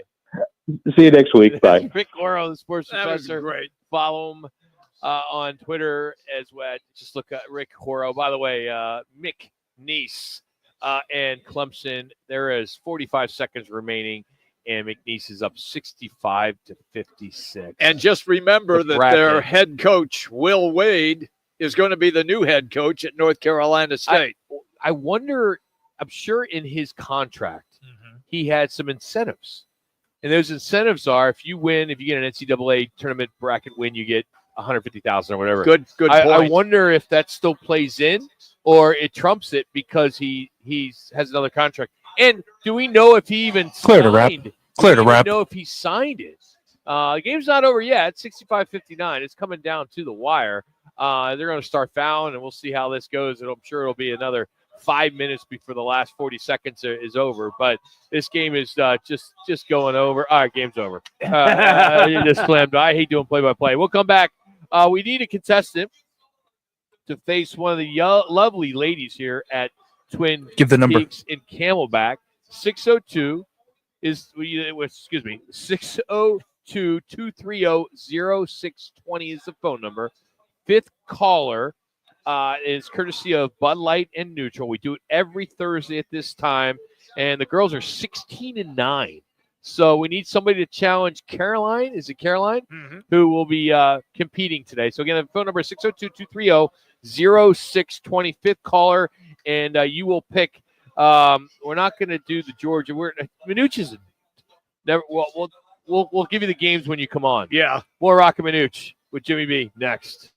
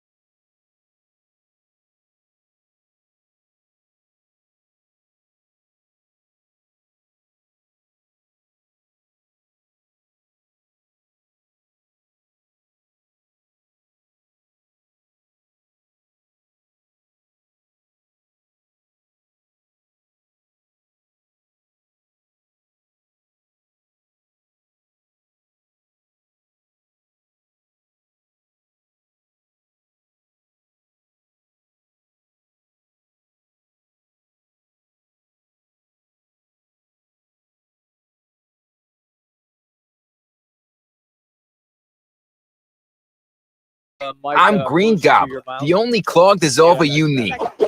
I'm bleach-free, safe for your pipe, and I work. Guaranteed or your money back. Because I never met a clog that's going to unclog itself. Green Gobbler. Let the gobbler. Are you ready? It's your weekly chance to challenge one of the beautiful girls from Twin Peaks. It's Peaks Picks. The Twin Peaks girls are the All right, going to go ahead and make Mike's up. experience. Each week, our girl next door Twin Peaks contestant takes on an ESPN 620 listener for 3 games. Get the most picks right. Win a $25 man card for one of the 5 Valley Twin Peaks locations: Scottsdale, Phoenix, Glendale, Tempe, and Deer Valley. Now, time for Peaks Picks. All right, real quick, Clemson is out as they just fell to McNeese. Brian and Gilbert's going to be competing against Caroline, who's here at the Twin Peaks Camelback. Brought to you today by Bud Light, Neutral, and the Fan Pick'em, of course, Twin Peaks. And we have 3 games. We're going to do UC San Diego versus Michigan. That's on tonight at 7. Tomorrow's state schools in GCU and Maryland. That game will tip off at 1:35 tomorrow. And then Akron versus Arizona tomorrow at 4:35. We'll need the winner and score of that. But let us bring in right now. Caroline joins us. Have you been working all day? Yes. What time did you get started today? Since 9. Oh, busy, good crowd. Good crowd. Having fun. This is a good day to make some money, right? Always. I love it. How long you been at Twin Peaks? I've been here for about a year and a half. Where are you from originally? Minnesota. Minnesota. Glad you got out of there. Nice. So, a big college basketball fan? You like college basketball a little bit? I love March Madness. Okay, good. Then you're a perfect person for this. Yeah, so, all great. right, here are the picks. All we need is who's going to win this game and next game, and then we'll need the score of the final game. Got it. Competing against Brian and Gilbert for a $25 Twin Peaks gift card. Just so you know, no pressure. But the ladies at all 5 Twin Peaks are 16-9 right now with their picks. Okay, well, So, I'll make them 17 There and you 9. go. I like this attitude. All right. I like it. Brian's got his work cut out for him. All right, here we go. UC San Diego versus Michigan. That game's on tonight. Who do you like in this one? I'm taking Michigan. Taking Michigan, Yeah. even for somebody from Minnesota. Oh, yeah. I is want that going with it. Michigan State matchup. Oh, Whoa, I like it. All right, She's Brian. dialed in. Brian, you got your work cut out for you, buddy. Who do you like, UC San Diego or Michigan? I'm going to take Michigan as well. Oh, both going with Michigan. There you go. All right. All right, next game is tomorrow. They tip at 1:35. Are you working tomorrow? I sure am. You're going to be busy then because GCU is going to be playing Maryland. Who do you have? Local team in the Lopes, or are you taking the Terps? I'm taking Maryland. Okay, Maryland is the pick. Brian, where are you on this game? Boo! We got Lopes up. Let's go. Yeah, there you go, Brian. There you go. All right, the final game, Arizona and Akron tomorrow, 4:30.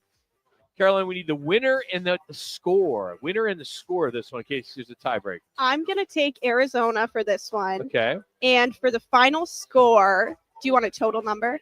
No, I'll give you if it's 60 to 58, or something like that. Let's whatever. take 57 to 63. And that will be 63, 57. Arizona. Yeah. Okay. Okay. All right. And Brian, winner and score. I'm going Arizona 80 to 64. 80 to 60. He's got a blowout. Nice. Yeah. All And right. a blowout. Yeah, blowout. Brian, thanks for listening. Thanks for playing. Good luck to you. Hopefully you'll get yourself a gift card and you can come see Caroline here at Twin Peaks or any of the 5 Twin Peaks, but we're at the Camelback location right now. So, Caroline, you're here. You are taking advantage. I mean, there's all kinds of specials going on. I know Bud Light is a big sponsor of ours and Neutral. I know those are big. So what are a lot of people eating and drinking today? A lot of people are going to come in for our happy hour. That's going to be $2 off of all of our big beers. On Thursdays, we also are going to have a pick your own mule special for $8, which is very popular. We've got a lot of great apps that are going to be $2 off. Chicken tenders, nachos. I love chicken tenders. Oh, yeah. Those brisket nachos are a must-have. Absolutely. Well, Caroline, great job, man. Seriously, I love the fact that you knew the Michigan being in the next round. I think that's impressive. Do you do a bracket yourself? Oh, I'm in 7 pools. 7? Yeah. That's more than us. Do you have the same winner in all of them? No. I have some variety. But who's your main winner? Main winner is Duke. Okay, that's fair. All right. It's Florida. Florida's one of them. Okay. Listen, this I like girl is dialed. But She she's says she more, likes March Madness. Yeah, she's got more brackets than the three of us combined. Yeah. Carolyn, thank you. Appreciate you. Thank you. Don't Great work too job. hard. Hey, we want to remind you, too, that we are going to be hosting a Hoops final party at the Tempe Twin Peaks on April 7th, that Monday. We'll broadcast from 1 to 4, and then the event will start at 5. I think game starts 5:15, 5:30. I know they moved it up a little bit. Yeah. It's all courtesy of our friends at Bud Light and Neutral. And what's cool about it, we're going to pull 25 names, and they will all roll the jumbo dice to try to spell out ESPN 620 for $25,000. We also have Twin Peaks that'll be on these jumbo dice, as well as Neutral and Bud Lights. We'll have some other prizes on that. And we may even be bringing in Plinko. Remember Plinko?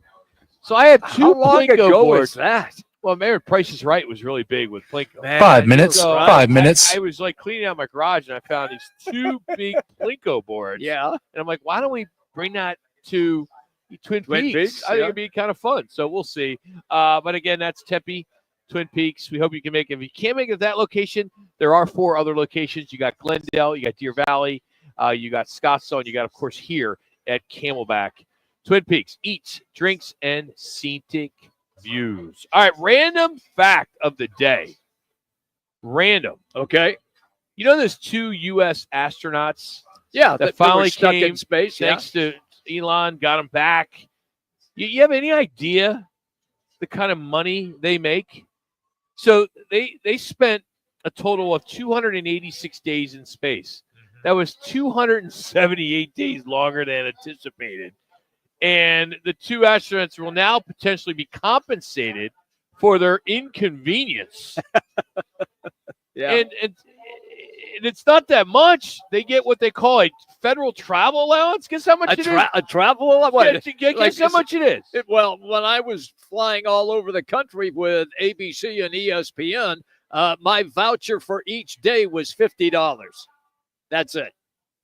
But don't they probably get per diem, right? Yes. So the salary of these 2 guys is between $125,000 and $163,000 per year. Yeah. According to a bunch of these rankings are all right. But there's a report in the New York Post that says the federal travel allowance is $178 Each day. Yes. Okay. So you multiply that by 278. It's really not that much. It comes out to, I think, $51,000. That's it. $51,000. Yeah.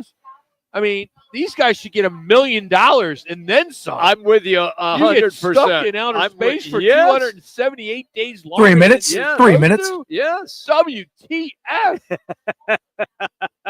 I'm riding with you on that one, Rock. I am. That seems a little bit low to me. Hey, I just want to give a shout out to Dan Manucci today because I know he's listening. Yeah, probably. He's sitting on the crapper right now, getting ready for his colonoscopy. But I know he's been listening since we at 1 o'clock. You want to make sure, check, double check that we are good. That's him. Yep. So I guarantee he's listening, and good job on putting Gonzaga and Georgia on the Twin Peaks picks. The game is already finished. Let's pick this game. So his excuse will be, I did it at 2 a.m. I don't want to hear it. Come on. That's why we had to adjust on the fly and do the San Diego, Michigan game. Wow. We did. So in hour number 3, yes, we're going to catch up with Ryan Hansen. And 2 minutes. Ryan knows 2 minutes. best. He's a great color analyst for the University of Arizona, as we'll talk about Arizona as they get ready for Akron. So looking forward to that. We got some football to get into with Howard Balzer. So we got that as well. So we still got a lot to get into today. So pretty excited about the last hour as these games are continuing nonstop. The team that I really like is BYU. Minute and a half. They're up 66. I have them in the Elite 8. Yeah. I do too. Yeah, I've got them going a long ways out. I do too. I think their follow- path works. It goes back to where I was saying earlier that it's experience. I think they got one of the oldest guys, like 26 or something like that. Well, that's because they do their Mormon mission and then they come back. No crap. Of course, we all know that. No, they don't. A lot of people. Everybody knows no, that. they don't know if that. You're not into. If They don't know that. you're going to tell me, people don't know that BYU, you go to BYU, you don't have to do a mission. 1 minute. Surprised. 1 minute. I knew nothing about the Mormon religion until I did a game at BYU. Okay, back in the 70s. So Yeah. you've known for a long time. I have, but you don't think other because people I know was that? there. No, people don't pay attention. Oh. Of course they know they know. Who are people, Jimmy? Name one person you think doesn't know. Ask people in here. We should do walk around with a hot mic and see if they know the BYU players and if they have to leave school for 2 years to do a mission. Ryan Hansen will join us. Howard Balzer will join us. Yeah, some free agent signings for the Cardinals. Get a check-in on that. We're out here at the Twin Peaks on Camelback. Oh, man. What's the matter, Rock? It's just a fact. It's a fact that everybody 10 seconds. I don't think so. Yeah. This is Rock on ESPN 620. And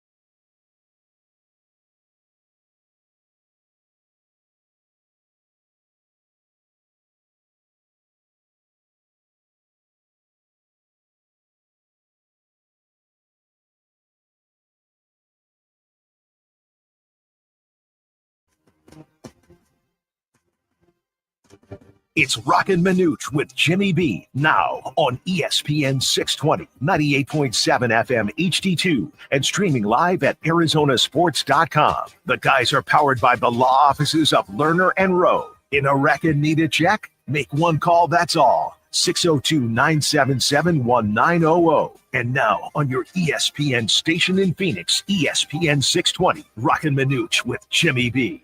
In other words, you're going to be our. Making Mike's up. Did you have a transfer? Left side, corner three, Caleb Love. Now, we said if Arizona's going to win the Caleb Love, he's going to be so important. He is the X factor as Arizona Akron gets underway tomorrow. The first round of the NCAA tournament in Seattle. And of course, the Cats 22-12. Akron Zips 28-6. They won the MAC regular season title and secured the conference tournament championship as they took care of Miami of Ohio. So the winner of this game will take on the winner of Liberty and Oregon. And joining us now, nice enough to join us as he gets ready for this game, Ryan Hansen, the University of Arizona color analyst. Rhino, what's going on, man? Are you ready? You ready for some madness tomorrow? Yeah, it's starting. The juices are starting to flow, boys. You know this. There's a couple things. The first day of the tournament, Arizona's playing tomorrow, so I'm literally at Climate Pledge Arena right now. The Wildcats are on the floor as we speak for their open practice, so that always starts to feel like, okay, it's happening. And the other thing is, the first big upset of the tournament, when that happens, you know it's on. And how about McNeese? They get it off, started right. So here we go. Let the madness begin. You know, I always help you out with a little homework for your broadcast. That's just kind of my thing. So you're going to play the Akron Zippers. They don't use that term anymore. It's just the Zips. And it was the B.F. Goodrich Company that made rubber overshoes for poor weather, rain and snow, and they called them the Zippers. So now you're up to speed on how you can define the Akron Zips tomorrow. Well, I feel so much more smart and educated, and now I'm a little scared because we're in a rainy, dreary city that maybe the Zips will come better prepared with the appropriate equipment because of the rain outside. No, just kidding, Jimmy. Thanks for that update. That's a good one. If I can fit that in the broadcast, I may be entering Hall of Fame broadcast territory tomorrow. You're already there. All right, let's talk about Love. I mean, everybody talks about him. He's such a streaky type of player. How do you feel about him going into this, as well as Bradley and some of the other key components of this team? Well, I feel like Arizona last week at the Big 12 tournament took a step forward. You know, down the stretch didn't look great. Lost at Iowa State, lost in Fog Allen. Really nothing to be upset about on two of your last three games of the regular season. But I felt they took a step forward. And why do I say that? I think they got back to their DNA. They got back to defending a little bit better. Still not where it would need to be to make a deep run. We can talk about that later. But really offensively, got back to driving it downhill. They got points in the paint in the Big 12 tournament. That's going to be a theme as we move forward in the NCAA tournament. If Arizona stays true to their DNA, the three-point shot can be icing on the cake if they do their job, and that's put pressure on people with getting the ball down low. You know, it's funny that you brought that up right away in our conversation, because as I watch a lot of these games, unless you're way behind, like, say, Clemson was, and you have to really shoot the three to try to shoot yourself back in if you can make them, the majority of the teams that I have watched so far do exactly what you just said, and that is get into the paint, try to get to the basket, and if it's not available, then they will kick out for what they would hope would be an open jump shot. Yeah, and if we zero in, Jimmy, on the game tomorrow, Akron is the shortest team in the NCAA tournament. So it tells you that Arizona could have a great opportunity at the rim if they can just get there, not turn it over, put their head down if you're a guard and drive it to the rim and utilize their size advantage in the post. That could be a huge advantage for Arizona. But you also said this, driving it to kick out to threes. Watch out. Conversely, that's a lot of what Akron can do, right? They play a lot of small players that love straight line drives. They can finish in and around the basket, but they utilize the drive more as a weapon to open up the three-point shot. So if Arizona, which on occasion this year, they've given up double-digit made three-pointers to their opponents, that's how upsets, that's kind of the recipe to a certain degree of a really good upset is hitting 10 or more threes. All right, my follow-up question to that, and I do not have the stats in front of me, so maybe you have glanced at them and you can enlighten me. Because of the Zips' lack of size, are they a team that gets defensively in your face and causes turnovers against other teams? No, it's interesting, Jimmy. You would think that, right? That's one of the first things you would think of is maybe full court pressure, or they utilize their small, quicker players to really turn you over at a high clip. They only force, 12 turnovers a game. So it's not like they're turning people over at a high clip, but they play at a very fast pace, which traditionally would be a good thing for Arizona, right? The Wildcats play at a fast pace. If they have gotten slowed down in the NCAA tournaments, that's kind of been their kryptonite. So you would think right off the bat that an up-tempo team like Akron would maybe play into Arizona's hands, but watch out. Those transition opportunities that Akron could get kind of negate the size disadvantage that they will see against Arizona. They can get transition threes, and that's how they utilize their quickness, is getting the ball up and down the floor. Getting ready for Arizona Akron tomorrow. Ryan Hansen joining us here from Seattle here on ESPN 620 with Roc and Manuch and Jimmy B. A lot of talk over the last week with Izzo and Few and consecutive tournaments. I don't think Tommy Lloyd's getting the love that he has. I mean, he's been part of 25 consecutive seasons in the tournament. What is it going to take for Tommy to get that love that he deserves? Well, now that he's moved over 18 inches, 4 years ago to the head coaching seat, he's going to need to hang, for lack of a better phrase, he's going to need to hang a banner, and maybe not a title banner, but a Final Four banner. I really think in college basketball, coaches are measured maybe unfairly by Final Four appearances. And if you have at least one, then the rest of your body of work can be respected and looked at with favor. And I think Tommy's probably in that situation where he's a victim of his own early success at Arizona. Year one takes over for Sean Miller. There were some good players, don't get me wrong, but he brought that team together and was a 1 seed and was bounced in the Sweet 16. So almost to anybody else, that would have been, hey, look at this guy. He's really done an incredible job in his first year. And now, 4 straight years, 2 out of the last 3 in the Sweet 16, positioned again, seed-wise, for another potential second weekend run or beyond. 3 minutes. 3 minutes. I think he's going to have to get to a Final Four. Okay. Is the heat off of him, though, now after the struggles that took place during the regular season and then the way that the team closed and where they are seated? Is some of that heat diminished now? There will always be heat for an Arizona coach, much like in Indiana, Kentucky, Kansas, Florida, right? Teams that would say that they're in the top tier or the second tier of college basketball programs. So Tommy's never going to get away from that. I think he relishes that. But I think what you're asking is this guy, can he do it at this level? I think he's skirted most of those critics because of how he has developed the players this year, how he's, relatively speaking, turned it around. The Wildcats went out of a 15-game stretch 14-1. They won 14 out of 15 games in one stretch this season. So this is a team that knows how to string together wins. They played in a very tough conference, and I think are positioned well. Ryan, I'm going to ask you the same question I asked Paul Coro from GCU. 2 minutes. 2 minutes. Color analyst earlier last hour. The Arizona Wildcats need to do what to win tomorrow?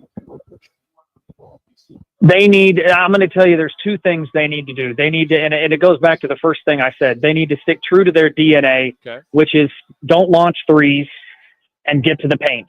So if they are shooting 20 plus 3-pointers, that's a bad number. It's really not about the makes for me. It's about the attempts. And if you're trying to match Akron 3 for 3, that's a dangerous recipe. Wildcats need to get the ball into the paint. The second thing is they can't let Akron go on a heater. If Akron, in which they have done at least once this season, has made 15 threes in a single game, that's somewhat of an anomaly. But point being, if they're upwards of 9, 10, 11 threes, which, oh, by the way, they average 11 threes a game, it better be on 30-plus attempts. It's going to have 1 minute. 1 minute. For Arizona to feel comfortable in tomorrow's game. Will Visar have his way down low on the block, or will he struggle? Oh, he could, but how they defend him will be interesting, right? They've got one really good post player who's played at a high major, James Okonkwo, transfer most recently from North Carolina, had more time at West Virginia the year before that. So they've got a decent postman at 6'7" who can body Visar up.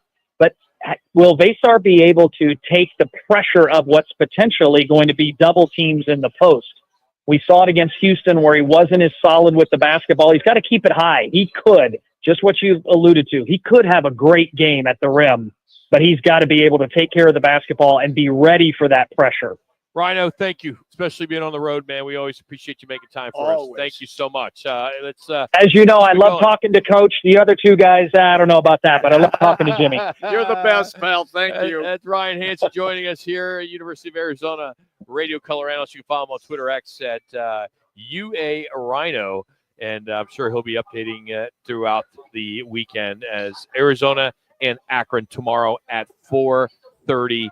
We're going to take you into the Suns locker room from last night next, and we have some football coming up in 15 or so minutes. It's Roc and Manuch with Jimmy B from Twin Peaks Camelback.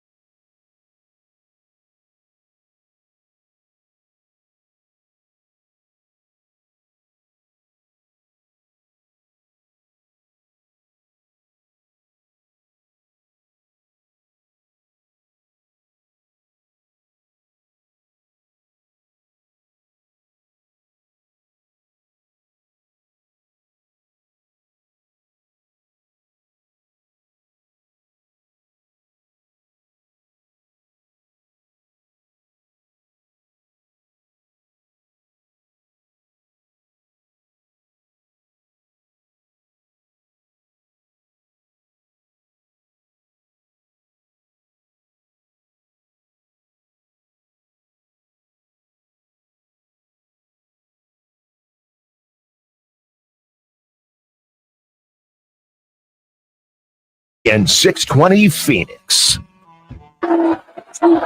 Utah Valley's had their opportunities on the offensive end, haven't been able to get it done. Great Boston, absorbing all kinds of contact.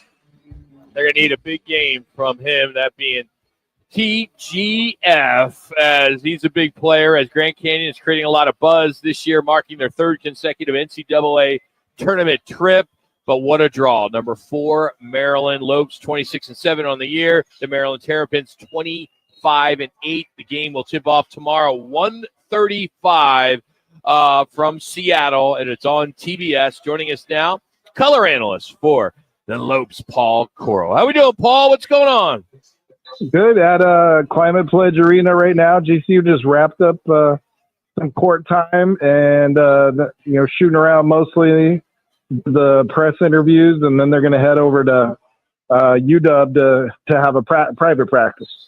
So let me ask you: this is 3 years in a row. You've been with the school for basically seems like their inception, Paul. When it comes to differences, can you tell if there's any difference this year opposed to the last 2 years as they prepare?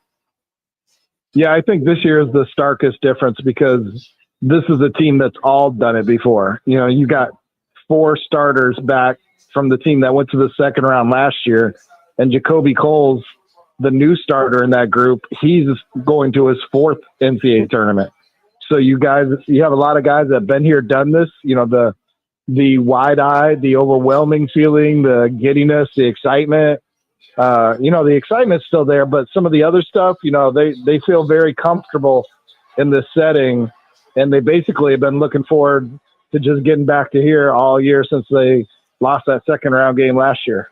Paul, Grand Canyon, there's at least the first year, maybe not as much the second year, kind of were flying under the radar.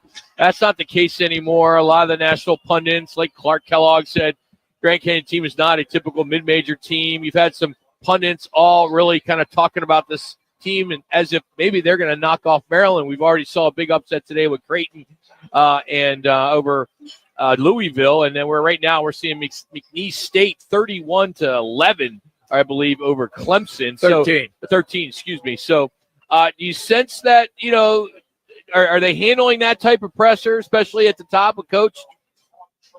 Yeah, I think Will Wade's players are trying to audition for his future spot there. Yeah. But,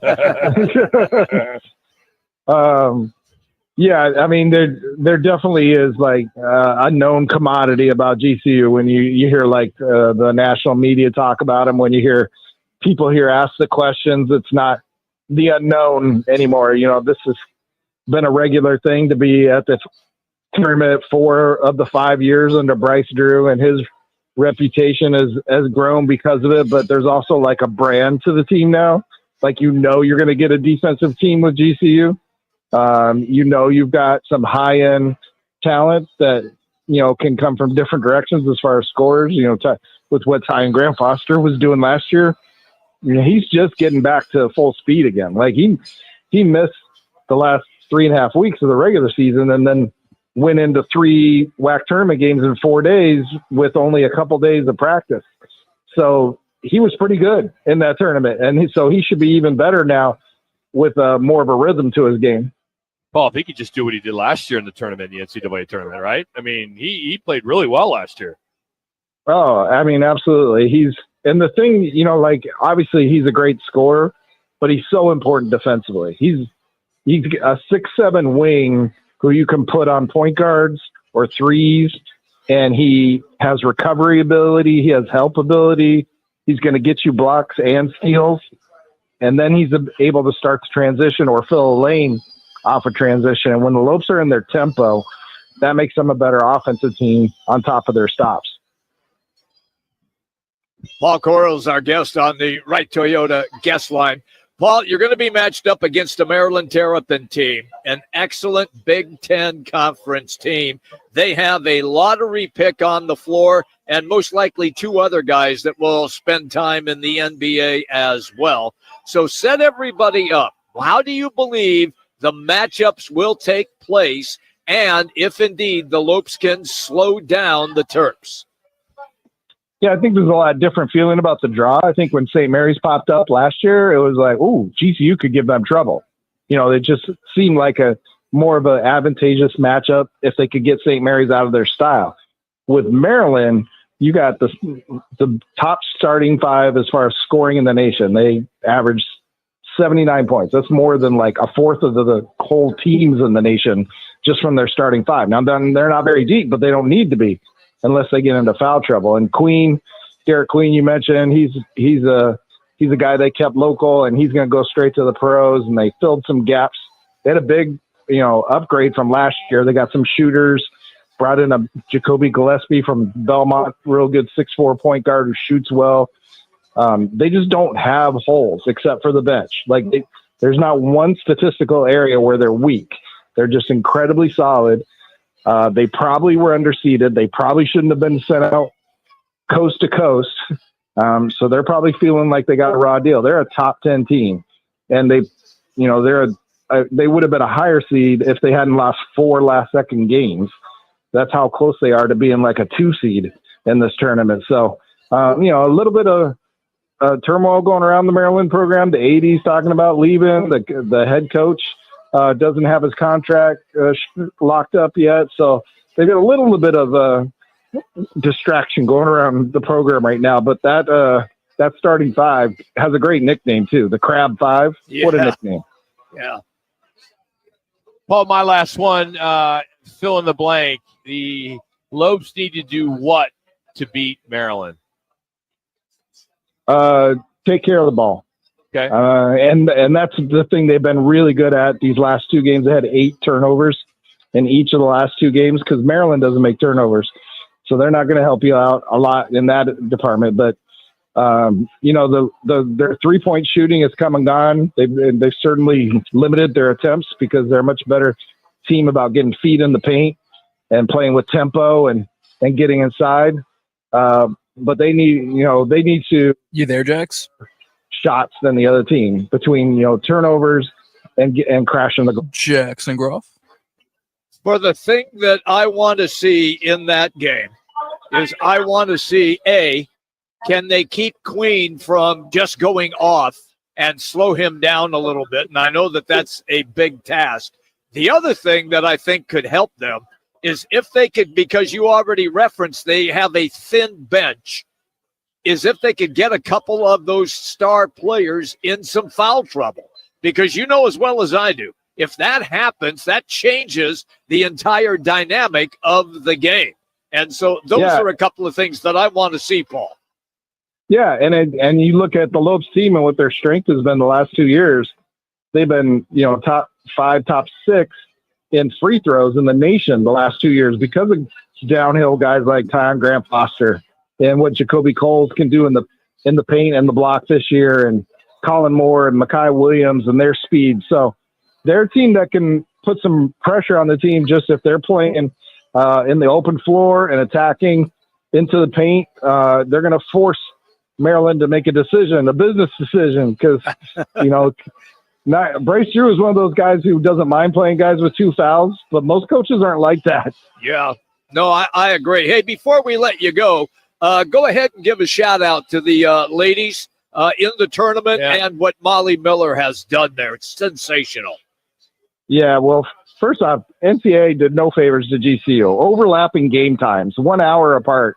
The GCU women start at 12:30 at Baylor on Friday, and this is going to be 1:30 in Seattle. So, but yeah, regardless of how that ends, obviously, they're playing at Baylor, and the women's at site-based. So you there, Jax? It's going to be a full house there, and a very sweet. I don't know how clean this one's going to come off. I didn't get a chance to preview it before we went to it, so I'm just going to try to come to you a little quick.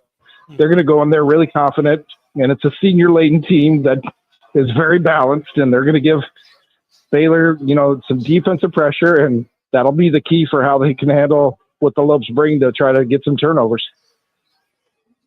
He's Paul Coro, GCU radio color analyst. Hey, Paul, let's hope that we get to do this again on Monday as well. So thank you so much for jumping on with us on the road, man. We appreciate you. Yeah, if we're talking about on a live team Monday, then you really got a story. Yes, yeah, we do. Absolutely. That would be something. That's Paul Coro. If I'm on Twitter during the entire tournament, at Paul Coro, of course, GCU men and women in the tournament. Well, coming up, Netflix announces their new season of The Quarterback. Are we going to see Kyler Murray? We'll tell you next. Plus, the NFL owners are looking to change the playoff format. Listen to Roc and Manuch with Jimmy B now on ESPN 620 and on FM at 98.7 HD2.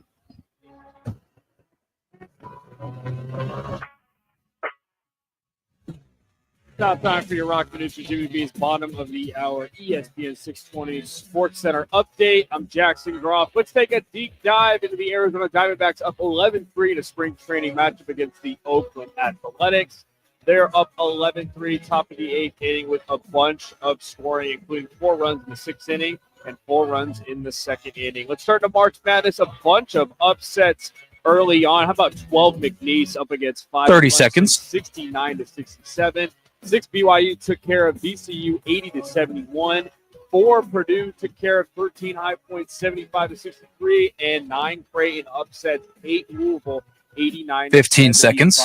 All those games and more. Catch them all. Watch all the mania here at 5 of the Valley Twin Peaks locations with ice cold, Bud Light, and neutral specials at any of the 5 Valley Twin Peaks locations. Twin Peaks eats, drinks, scenic views, and Howard Balls are next.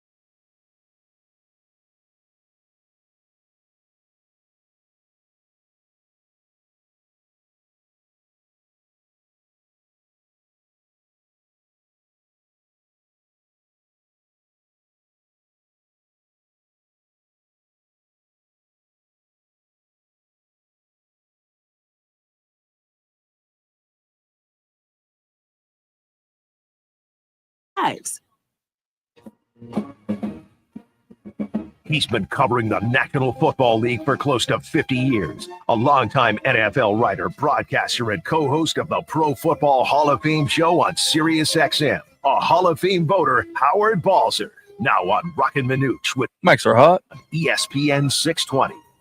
Howard joins us now, talk some football, as they saw a report today on the Cards Wire that the ticket sales for the Cardinals, according to the Business Journal, are doing quite well.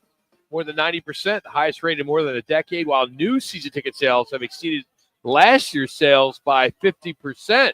What do you attribute that to, Howard? What do you think? What are people are pretty optimistic, huh?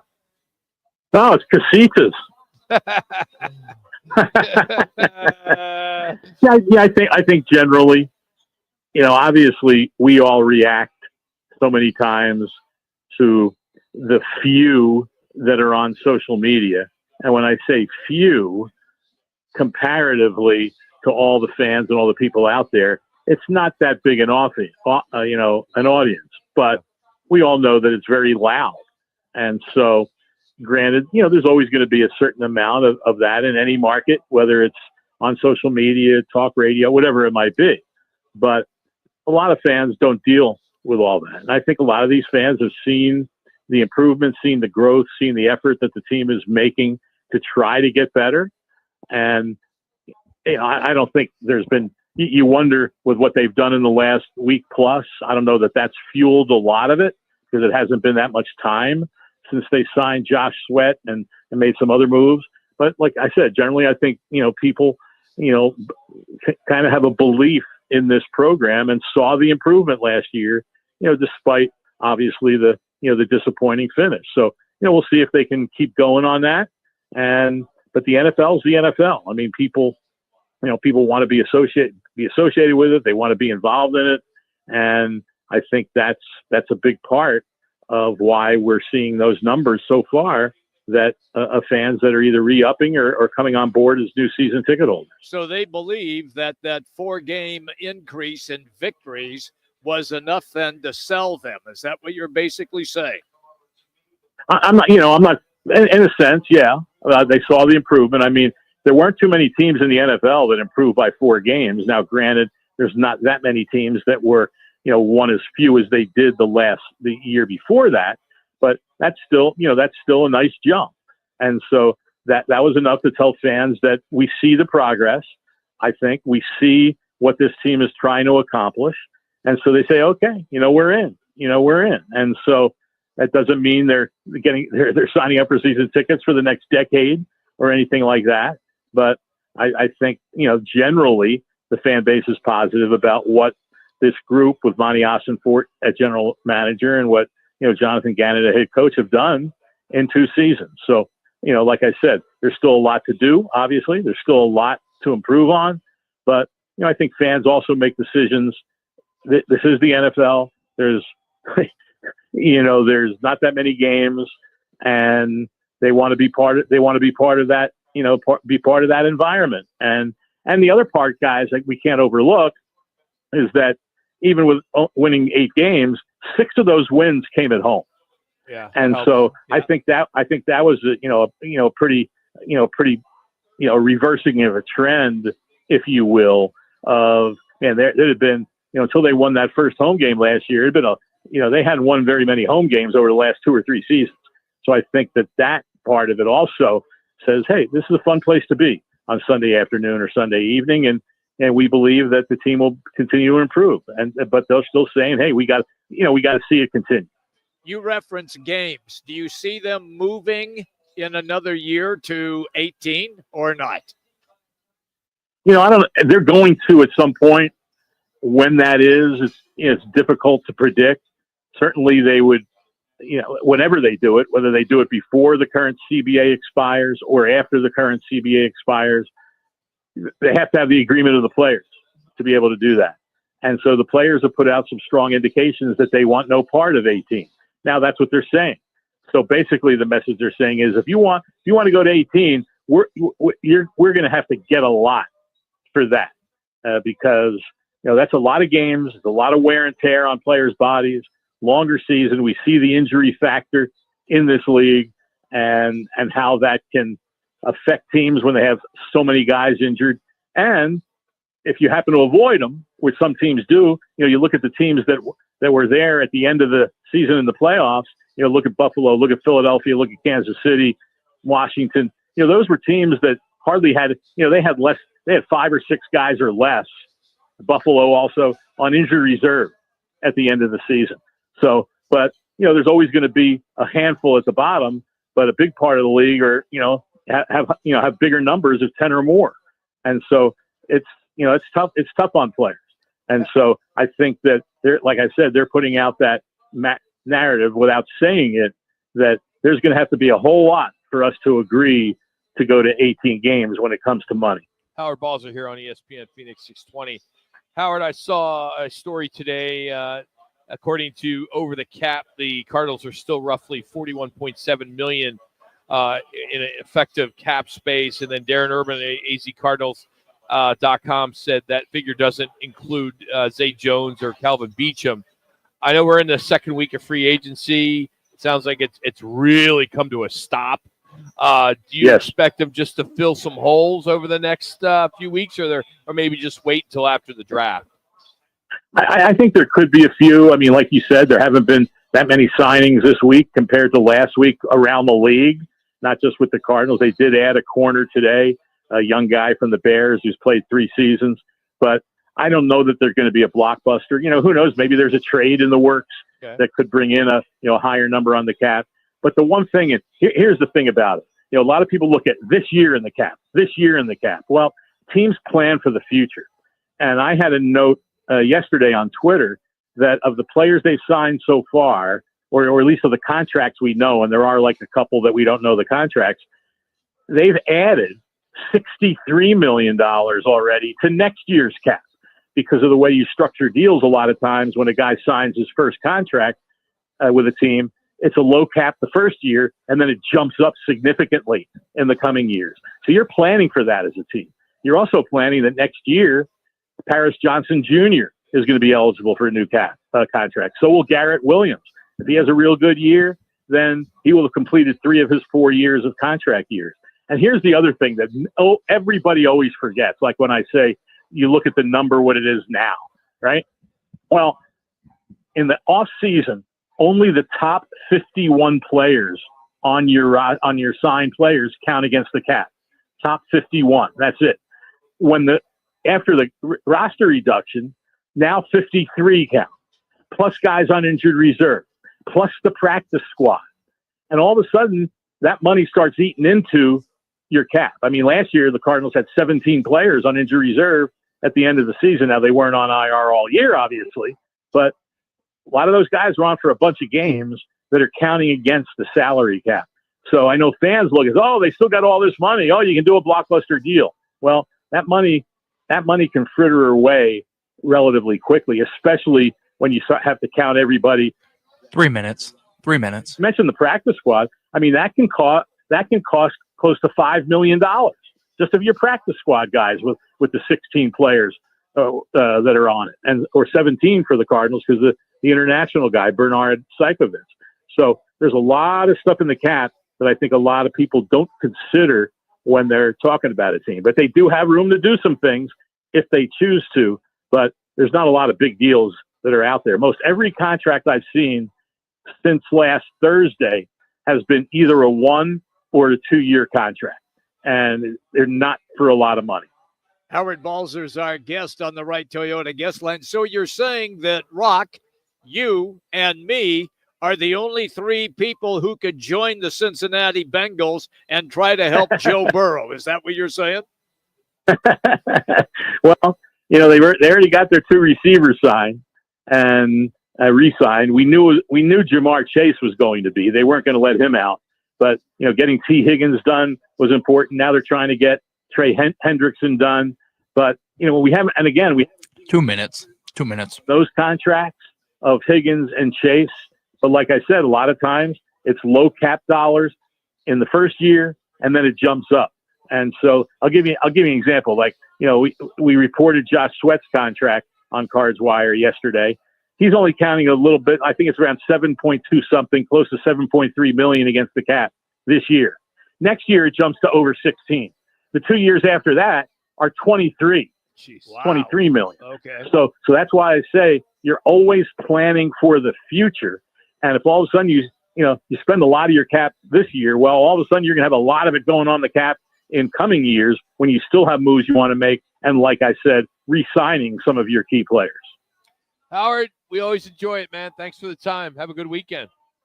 You too, guys. Take care. Howard Balzer joining us. Of course, he is all in on the Arizona Cardinals, and you can always follow him on his X and Twitter page, HBalzer721, part of Sirius XM NFL Radio and the Cards Wire.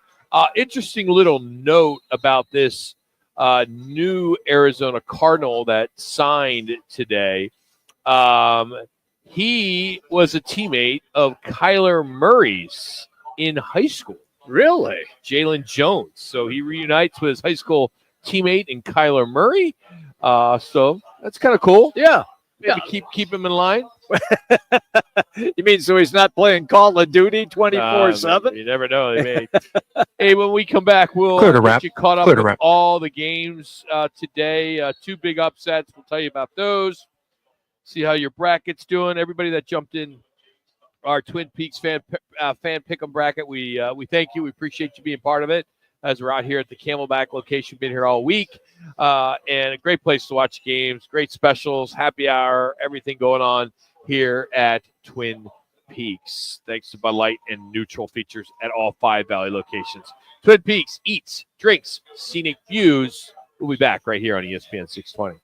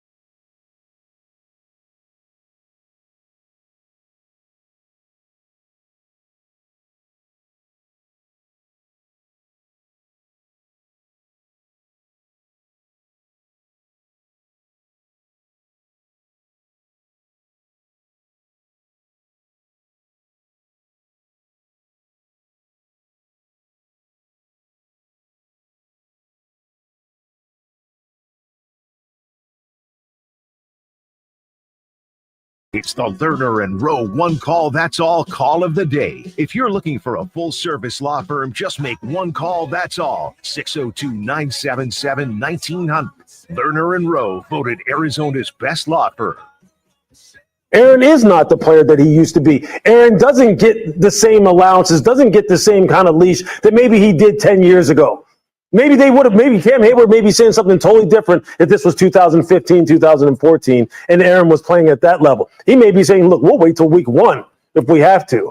But I think this is kind of like, I think it's both things. There's an urgency with some of the veterans in Pittsburgh to want to have some certainty at the quarterback position as far as knowing that it is in better hands. Making Mike's hot. Same time saying, hey, look, you're not that good anymore. You're not that dude anymore. Lewis Reddick on First Take talking about Aaron Rodgers and the Steelers.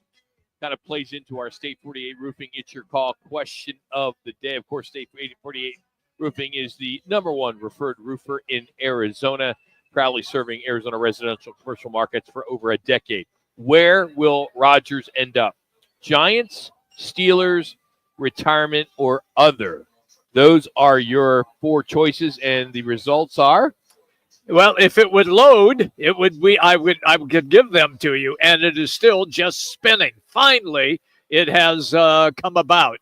I wish that I was more technology savvy, like Jack. It makes it more fun that you're not. It really, for you guys, yes. For me, I just get frustrated, and of course, I can't find it. Finally, it loads up.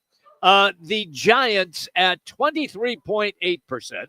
The Steelers at 47.6%, retirement and other at 14.3%. All right, so Steelers first. Yes. So why is it that both you and Manucci just won't give the first highest one first?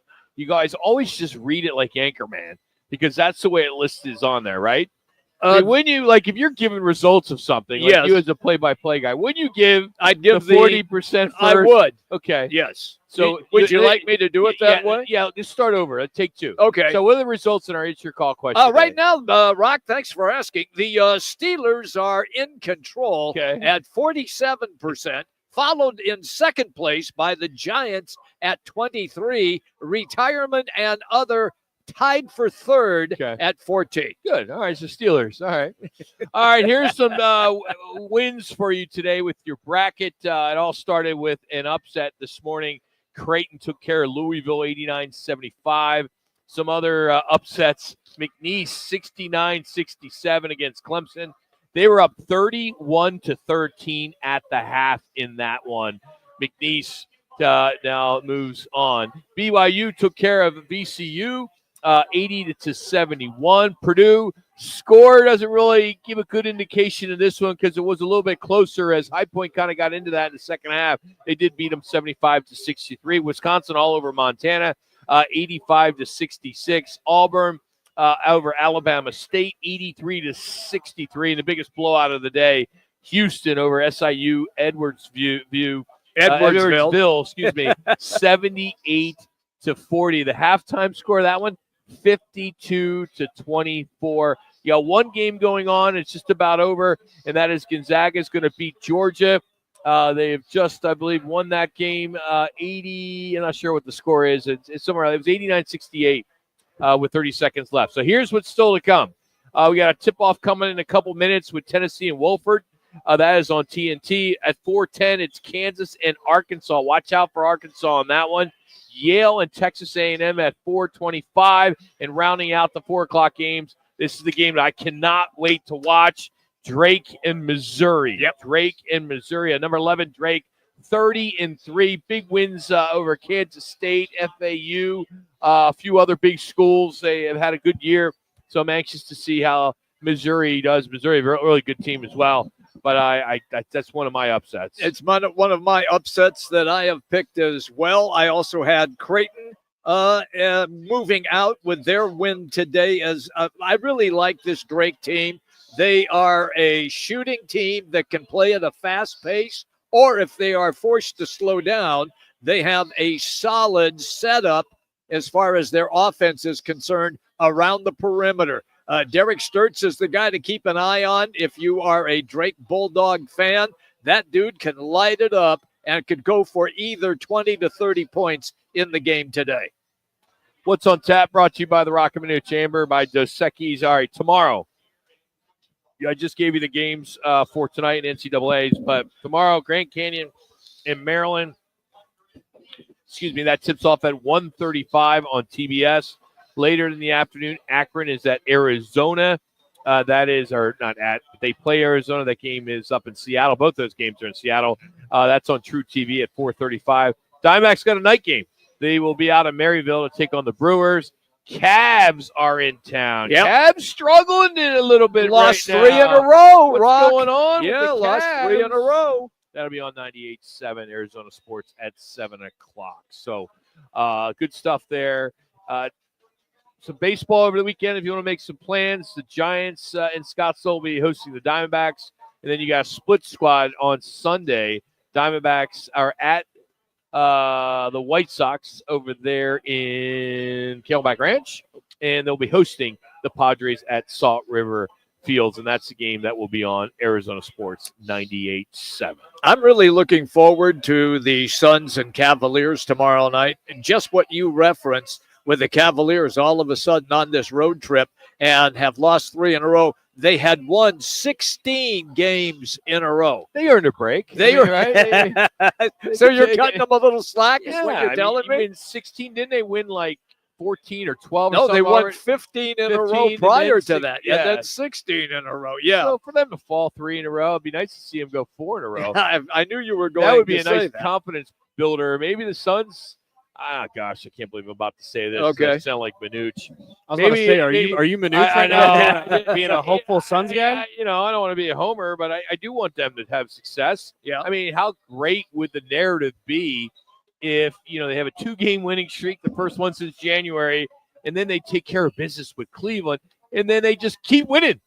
They just all of a sudden figure out 5 minutes. what they're doing. 5 We're minutes. seeing what they're doing with these younger guys on this team. As you mentioned in the first hour, Coach Bud's playing these guys more.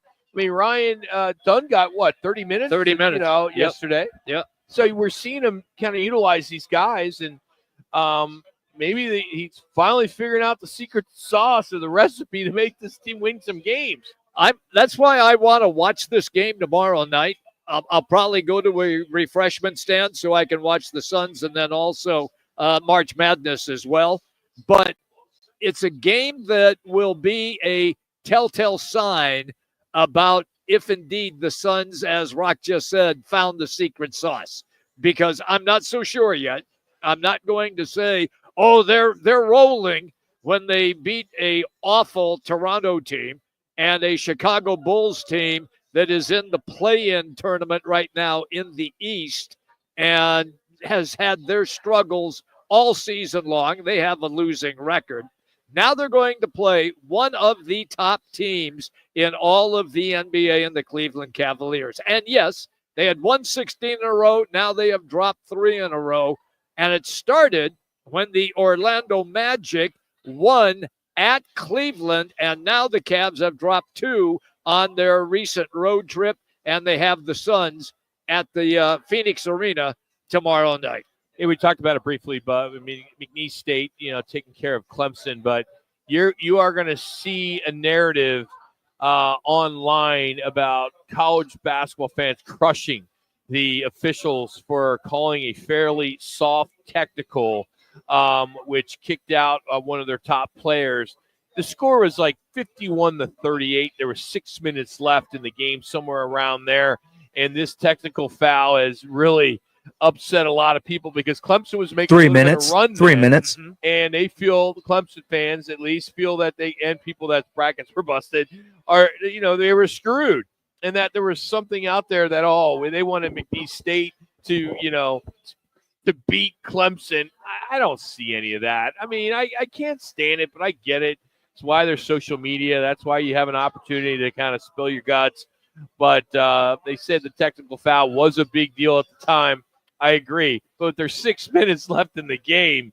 All right, if it's 1 minute left, the game ended up being, 69, 67 or something like that. Yeah, it was a 2-point game. Yeah, after they were getting blown out all game. Trailed by 22. I mean, so I could see where Clemson fans are getting a little bit upset about it. But they got blown off the court tonight. You can't win shooting 10% in the first half. Is that what it was? Yeah. They 10%. only scored 13 points. It's Clemson fans. You can't play like that against, 2 minutes. SIUE. 2 If minutes. you play like that, maybe SIUE has a chance to beat you instead of McNeese. But hey, I am anxious. I mean, McNeese State, McNeese, whatever. They got Purdue next. Yeah. Purdue, yes, they beat High Point, but High Point made a little bit of a run there at the end. Purdue has been struggling down the stretch. How interesting would it be if McNeese State can get by Purdue and advance to the Sweet If 16. that happens, with Will Wade, Minute and a half. with Minute and a Will half. Wade already saying he's going to North Carolina State. That's it. If you had the money, if you're a big McNeese State, I was going to say, there's been some early betting lines for Saturday. So Okay, Purdue's a 6.5-point favorite against McNeese. Auburn's a 9.5-point favorite against Creighton. Wisconsin's a 1.5-point favorite against BYU. And Houston, I'll take BYU. only a 5.5-point favorite against Gonzaga. Which maybe that's after today, how they did against Georgia. But I would have thought that line would have been bigger for one seed. 1 minute. 1 minute. A special shout outs to two color analysts that joined us on the road in Seattle, Paul Coro of GCU, Ryan Hansen from the University of Arizona. Howard Balzer was on with us as well. So we appreciate all three of those guys for joining us, especially on the road. Rick Coro as well as good show today. Good job, Jimmy. No Manuch. He's like literally sitting on the toilet right now, listening to us, getting himself a colonoscopy. And by the way, 30 seconds. guys, 30 get seconds. Tested, Yes. please. Yes. It is so important. It's such an easy process. I've lost some good friends that were just weren't smart enough. If they would have just got a test, they could have helped themselves. So Still be alive today. absolutely. So tomorrow we'll be out 10 at seconds. Toyota. 10 Jimmy, seconds. It'll be myself and Connor and Jack. So we're looking forward to that. Thanks to Twin Peaks Camelback for having us, and thanks for listening.